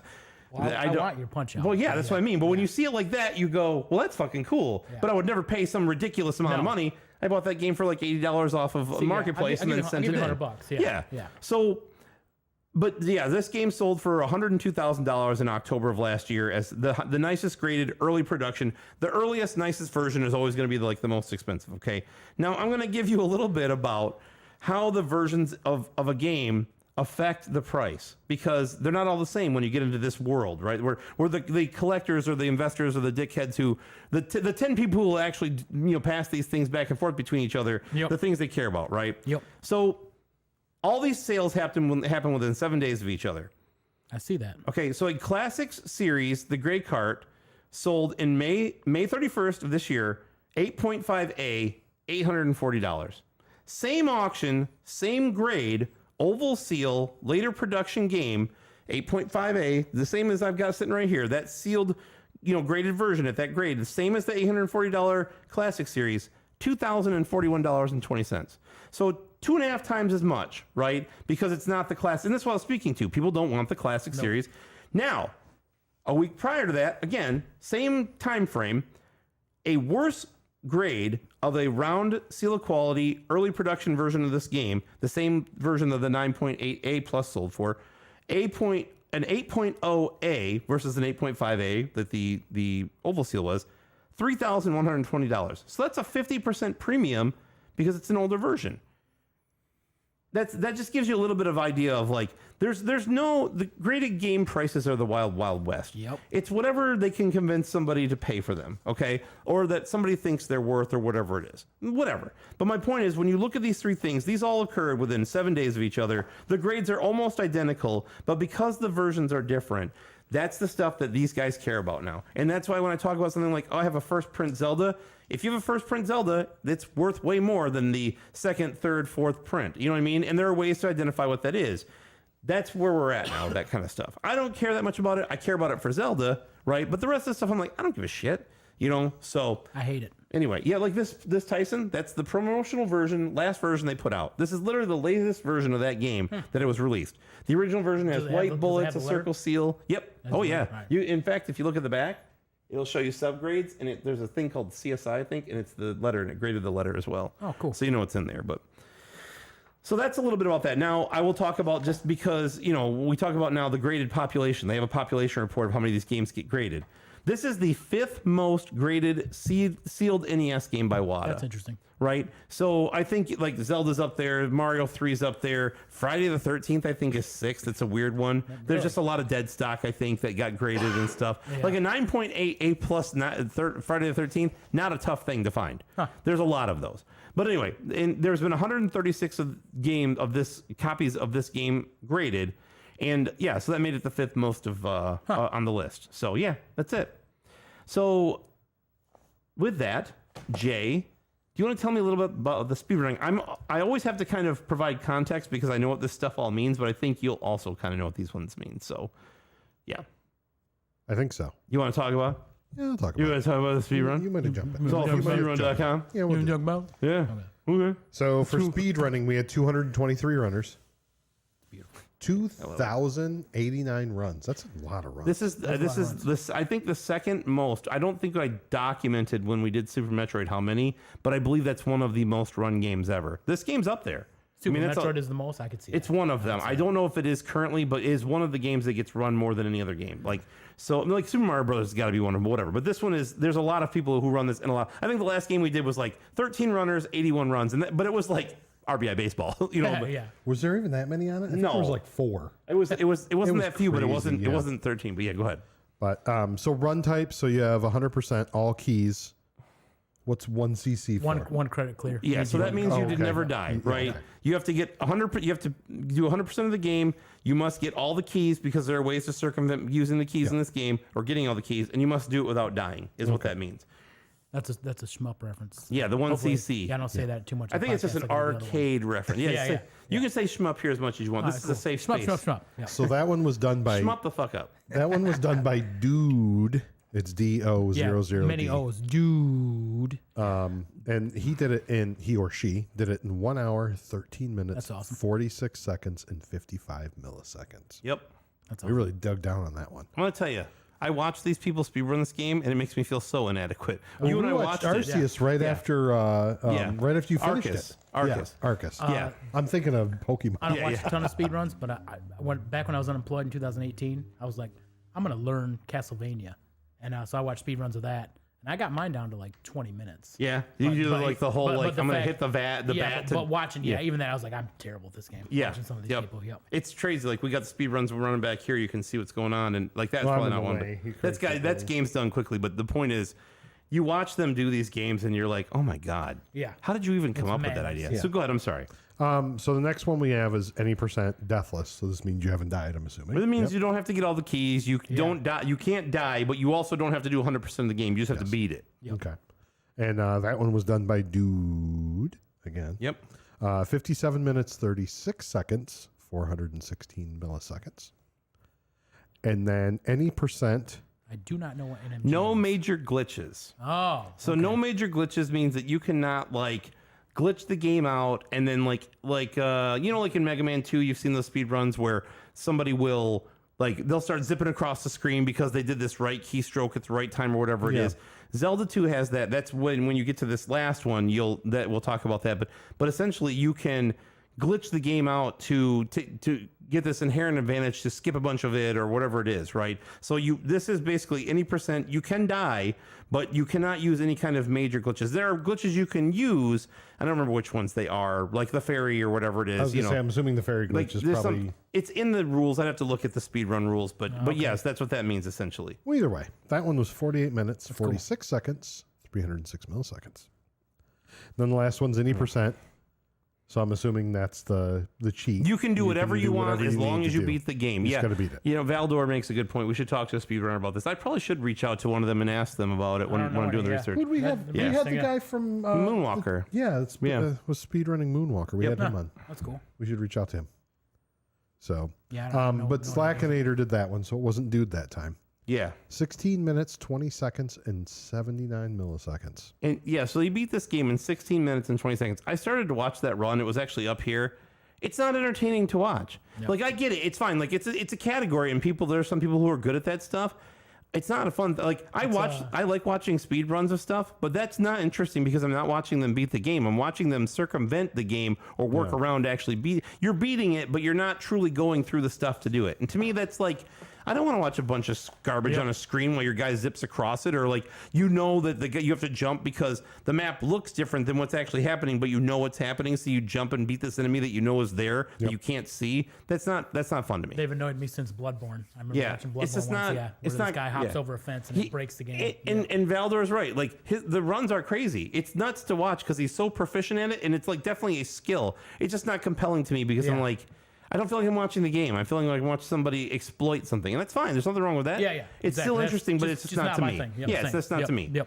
So, but that category was the only one that Dude did not have the record. Yes. So yeah, All those runs are from speedrun. But my guess is probably because he doesn't really delve into the glitch side of it or whatever it is. You know what I mean? He's like more of a standard run guy than a glitch guy or whatever it is. Yeah. So, all right. Well, I think it's time to wrap up. Jesus. Yeah. Yeah, it's holy we're, shit. we're pushing the witching hour here. Yeah. So we have a guest in line for the next show, but we have to determine. Jay has been in charge of scheduling, although I did reach out to you, Mr. Clubman. He wouldn't let me talk to you. Yeah, no, it wasn't that at all. And Jay has lined up a guest for our next show, but Jay has some unexpected. He actually replied back. He Okay. said August would be better. August is better. Yeah, we're going to move him to Okay, August. so we'll then- leave him off. All right. He's a surprise. It's going to be a surprise. We're Yeah. very excited to have End of August, then. Yes. Probably the 24th or something like that. Yeah, that's okay. what we were It's my talking. birthday. Oh, cool. Okay. Well, good. 25th is my birthday. All right. So that would be Thursday, I think, this year then, right? I don't know. Anyway, who cares? No, I'm just kidding. Birthdays don't matter after you turn 40. It don't matter. Yeah, So, it's mine was pretty good. No, anyway, so we don't really have an agenda for the next show because we kind of had somebody lined up because you have to travel. We're Yes, I'm probably gonna be going to have to traveling do for it a bit. on what day? I don't know. Tuesday or Wednesday, probably. Well, I'll be in Syracuse on Wednesday. Okay, so maybe Tuesday or Friday or something. Yeah. We'll figure it out. Okay, but we have Or to I come can up. just call in. I can Robbie. Maybe. I can Robbie and It's always John the it. plan. I can call you on Discord, Yeah. and we could do more of an avant-garde, like we did the bad games episode, something like that. There have been things like that we've wanted to talk about, or we can pick a game. We'll figure it out, and we'll let everybody know. As right now, our plans for having somebody on changed because Jay had to travel, so we did have a plan in place, but it got changed because of that. So, Jay, why don't you tell the people listening to us now where they can find us? Do we want to talk about the next guest we'll have on, or do we want to wait on No, that? wait. We'll talk about that next. Yeah, right. we'll talk about that on the next episode. It's a secret. We are having a guest. Yes. We we're have having a somebody. guest. You know what? Let's just tell him. I don't fucking care. I don't fucking care. I mean, I care. I like the guy. He's a good guy. Oh no, it's exciting. It's going to be exciting to have this individual on. Yeah, so exciting that we have nothing but dead air. What? August 10th. August 10th. I want to make sure. I just making sure I got my dates right. I didn't want to screw it up because I screwed it up when I sent it. Good thing I can edit all this so late in the show. yeah. I love editing when I'm already 3 hours in and I'm like, oh man, know you love I'm it. looking forward to that last edit. No, he's actually. I think he's still in the chat, but we are going to have Mr. Michael Cheramani on. Yep, And, Clearvis. Clearvis. Oh, cool. So And we're going to be doing a Castlevania game. yeah, the best Castlevania game, Which one? the one that you're mad that Mark got for free. Oh, yeah. Oh yeah, Draculax for the Super Nintendo. Yes. Yeah, which I would be mad I too. like that game. Yeah, it's like fine. that I think that we'll get into it in about a month. It's in the rotation now of I beat. I usually beat 1 through 4 every October, and that's in the rotation now. It's too. one of those games that gets a bad rep because there's a much better version yeah. of it that exists on another platform. Yeah. And but that's it was we'll never probably as talk bad. a lot. Yeah, We'll probably end up talking about X and Rondo. I'll edit all this out. So anyway, Well, Valdor thanks. will know the truth. What did he say here? He's working on a damageless run and finish. Oh yeah, you got hit on. He was trying to do a damageless run of Zelda 2, but got hit on Dark Link. I love that. Yo Noid's a great game. The other there's- two are not. There's Mr. Clearvis Oh, he himself. is We're on. looking Good, forward good. to it as well. Yeah, bud. we're So- pumped to have you on. Yep, we'll have you on. That'll be not the next episode, but 2 weeks from the next episode. Yes. So very good. So Jay, again, I apologize. Why don't you tell the people? Let me start that over. Woo. Jay, why don't you tell the people listening now where they can find us? Damn it. So we have a link tree. What is that? It's a link.tr. Link? Link.tr. You always get it wrong. You're even trying to mess it up, and you're I know. messing it up the wrong way. You're trying to mess it up, but you messed it up by saying the linkter.tr. Dude, it's 12 o'clock. I think It's I got an excuse. 11:59. Oh, listen. I'm bright-eyed and bushy-tailed, and I've been up driving since I don't even know. That's 'cause Longer you're than I We am. got Matt Mace out here talking. We should go to the bar after this, and I'm like, you're fucking nuts. I can't Is he even. going to drive Damn down kids here? These days. I Kids might these not even days. make it home. Look, there's beers here. Come over. Yeah, where the hell is he? By the bar, he means come all the way over to Davison where they are. Yeah. I'm like, no, dude, I can't Nope. drive by half an hour. I drove Nope. 10 hours today. I got to work tomorrow. Love you, 11 buddy, too, but I yeah. can't do it. Yep. Okay. Do it. Say the thing. Do it. Say the thing. So we have a link tree. Yeah, how's it? It's link.tr.ee. Linkter. Link what? Linkter.ee. Linkter.ee Linkter. / Lost joystick. No, it's not that. Remember? God. Why is that written down on here? Because I like to watch That you seems suffer important. every Yep. time. Oh, awesome. Last time you said it's Linktree. No, what you say was like Sorry, I'm laughing. Last time you said it's Linktree lost joystick, or look it up on Google. I forget what you said. It was pretty funny. Google it. It's say it again. What is it? It's linkter.ee/Lost Joystick Network. He did it. I did it. He did it. Nailed it. Got booed. And you can also go to the regular social media. So you can go to Lost Joystick on Instagram or Twitter, and Lost Joystick Network on Facebook and Twitch, which most people know we're on Twitch because they're listening to us on Twitch. I just realized what sound bite I need to add to the old Roadcaster. No, it's a good one. It would have been perfect just now. I'm so mad it wasn't there. All right. So And our email, we missed our email. No. Zip it. info@lostjoysticknetwork.com. You're going to have to do all that over again because I was just going to edit out what I just said, but you now have said zip it, and I can't do that. So I can't reference back to you saying, we have an email, zip it. You're like, I won't be there to shut up because I'll have chopped myself out. So say it again, please.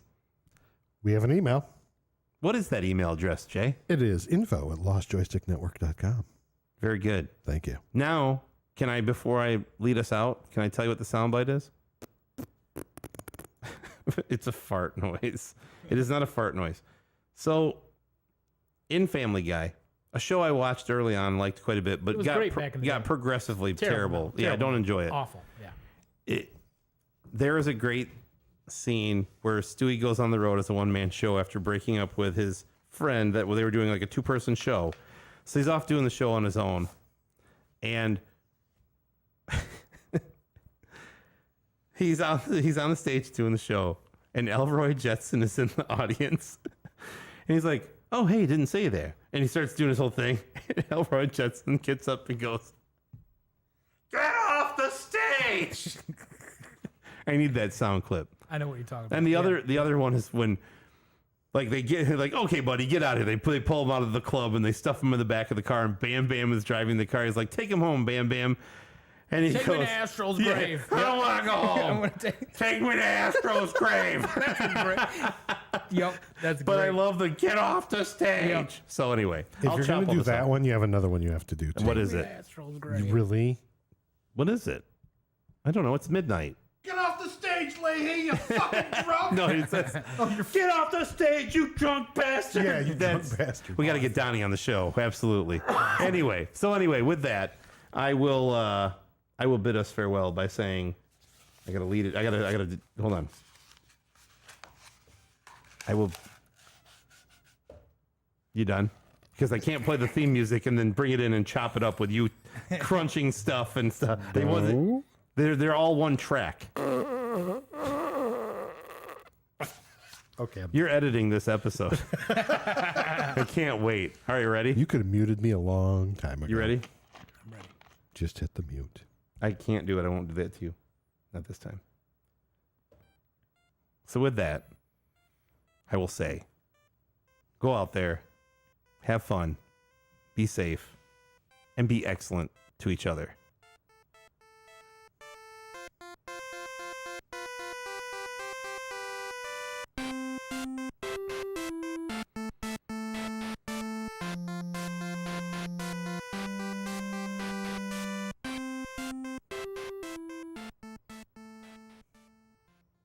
Now, before you go, I'm going to have to edit something in front of that.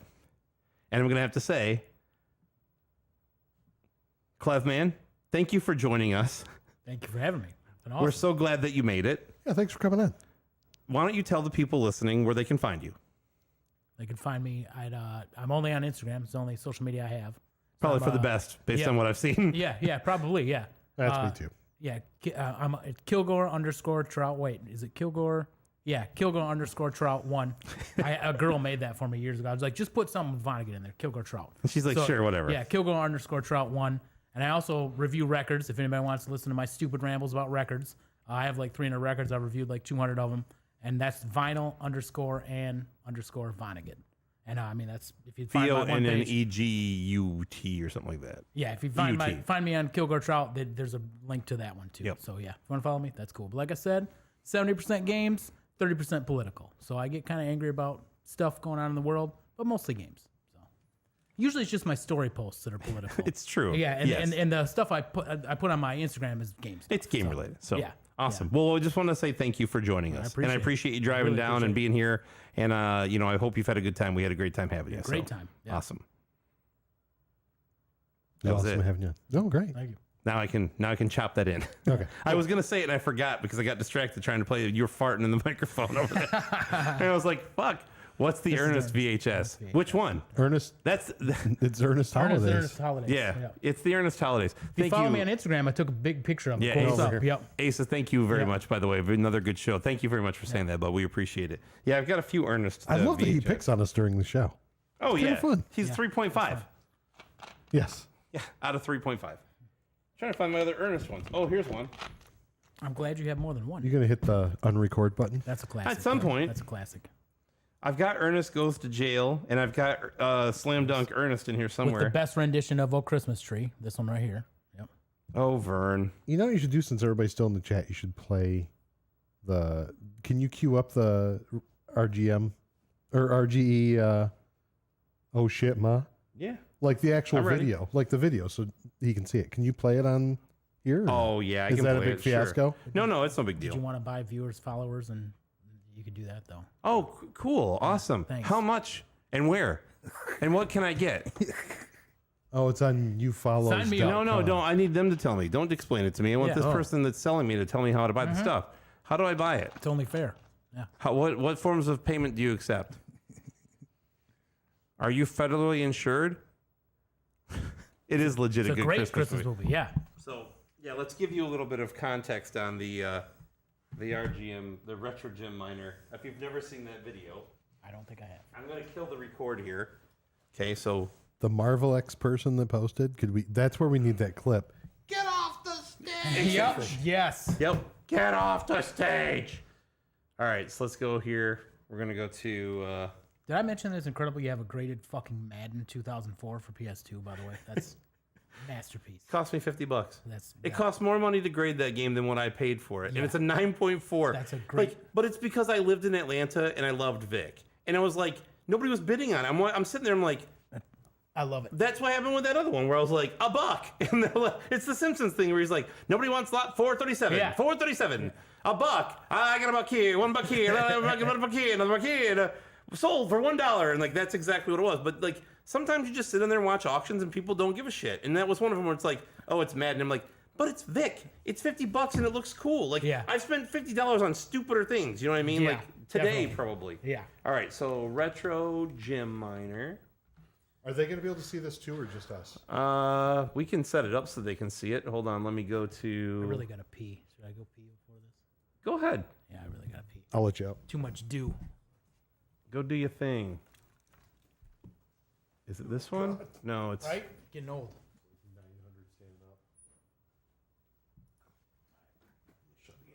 It's going to be a media source, right? And then, nope. It's going to be screen capture. I think that's right. I don't ever remember.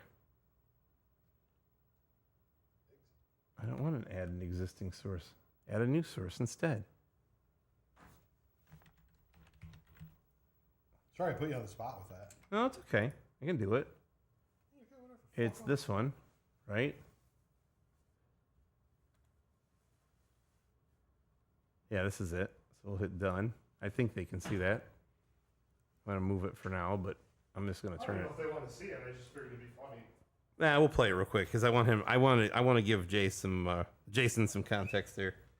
It gives me time to dig for my other Ernest videos. Let's see here. Unless somebody has sold them. I may have. I will not confirm nor deny. There's Superfly. That's not it. He wasn't in that. I don't think Ernest was in Superfly. Turbo Negro. He was not in that. Not that I recall, anyway. The versions I have or have seen. Was he in Dazed and Confused? Perhaps. Let's put it on and find out. Let's watch it. Watch. I've got other ones, but I don't know where they are right now. I can't find any of them back here. I gotta watch Fear of a Black Hat. I've watched that forever. Oh, Ernest Goes to Jail and Ernest Goes to Camp. Yep, and then Slam right next to it Dunk should be Slam Ernest. Dunk. Yep, there it is. Boom! The Holy Triumvirate. Yes. Slam Dunk Ernest. Ernest goes to jail. Ernest goes to camp. Ernest goes to jail has the best premise in that a doppelganger of Ernest has broken out of jail, and they have like he's the cool, slicked back Ernest guy, and regular Ernest, you know regular Ernest. He winds up in jail. So yeah, I'm gonna have to switch out Link here for Slam Dunk Ernest. Ernest goes to camp, and Ernest goes to jail. Or I'm good. Go ahead. You get Nuggy. Scared Stupid. I need Scared Stupid. There are a few I still need to get, but like the prices have gone up on these things, and you don't find them like you used to. So I'm like, I don't know if I want to spend $15 on an Ernest video, but then I'm like, yeah, I do. Okay, well, fuck it. All right, so we're gonna play. We got all of our Ernest videos out for you, by the way. I did dig them out. Okay, so Sandler skit. Oh man, you know what I'm talking about? When, Yeah. what the hell- guess that makes us piss pals. That's what that was. Yeah, That was yeah. Long P. yeah, he's like, Oh he man. just keeps going. Oh man, oh, Oh man. man. Yeah. Okay, You want to so put your headphones on for this. yeah, you're gonna want to hear this. So this is Tyler from Collector's Quest. I believe this Great shit just- show. Collector's Quest is a podcast. They talk specifically mostly about collecting. That's where Clearest found us. You know, Johnny and Tyler's Johnny been on. Iucci? Yeah, Johnny's okay, on yeah. there. Tyler's I've on talked to him there. before on Instagram. Yeah, they're Yeah. good. They're good guys, and that's who we're gonna have on if anybody's listening. That's who's gonna be on in August now. Oh, cool. He was gonna be on in a couple weeks, but with Jay having to travel, it makes more sense. Johnny? Yeah, I Is? fucking- Yeah, Really? Yeah. Tyler's already been on. Okay. So, and he's a good dude. Yeah, we did Ninja Gaiden 3 with Tyler. So yeah, so this was I'd like to meet that Johnny guy. Maybe I Yeah, find out. yeah, he's a good dude. So let's see if we can get this to. Grab your stack No, of- it's not. I'm not hearing it. So I'm probably gonna have to make sure that it's going to play through here, which is going to be. How's it gonna play through? Oh, you know what? I'll just do it through here. They won't be able to hear it through there. I'll have to play it through here by the mic, I guess. These will do it. I need to watch Oh, that. you know what? Genesis Mini 2. I didn't know they listed 23 games are coming out on that already. Hold on a second. I can go to.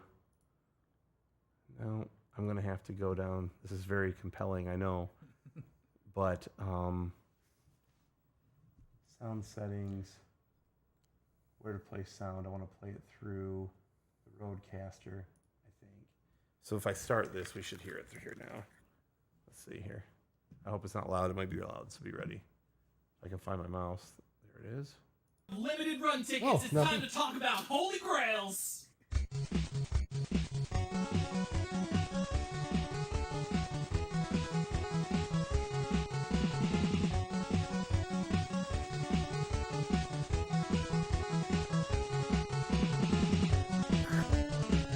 It's so. What's up, Grail Nation? Today we're talking about Mega Man 2. I'm just fucking around.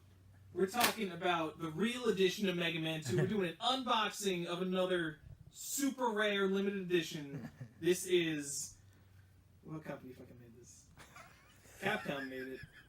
That's 8. I Am 8-Bit made Yeah, this shit. yep. Look at this shit. Limited to 8,500 fucking copies. With this little, it's literally a price tag. That's how you know how much fucking effort went into this. This is the real shit. Yep. But most importantly, you can get a fucking blue cartridge. And that is why we're the Retro Gem Minor. Because we get a little fucking picture. Because, you know, you can't open this in the store to see what the box is. What's the point of the gatefold box if it's not in the store? Whatever. Point is, we need a blue cartridge. I better fucking get one. Alright, it's fucking polybagged? What is fucking life? Oh man. Gray or blue? Oh shit! Ah! Mom! So the best part of the whole thing is if you go to the actual description of the video, okay, he edits the title What's and up? says, "Hold on, where's Oh, it went at?" to the next one. Yeah, where's? Oh, it did. You Yeah, gotta go you're right. It back, did. I yeah. gotta go back. So Brad, you're- in here, edit. It turns out this isn't the blue cart. Everyone got one of Oh these. my god. But that's where that sound awesome. comes from. It's just so great. We love it so Awesome. much. So And it's just a spoof. And I love that he was does making a fun bunch of of it. them. Yeah, that's yeah, great. yeah. So it's funny. Yeah, Because so. I remember seeing that, like, well, who the fuck's gonna buy that? So yeah, that's it's, great. Yeah, it's Tyler's a good dude, and we're glad to have him on. I'd love to have him back. So, But yeah, that's it. So, all right, I'm gonna end the stream. Thank you everybody for hanging out tonight. It was great that you guys could make it, and thank you for putting up with our ridiculousness. God, we were off the rails with that 311 So much shit. 311 shit. Oh, I can't wait to beep all that shit out. It's gonna be great. I can't wait. I want to listen to when Robbie was on because that just got out of hand. Yeah, I did. Yeah, there's gonna have to be so much editing going on. I think that one you just let it ride. I think you Yeah, should let some of ride, it. too. Sometimes you gotta. You so. gotta let all the 311 Thank you, ride. Kaylin. Yeah, birthday was yesterday. John's birthday was yesterday too. So thank you very much. Yeah, happy birthday, have a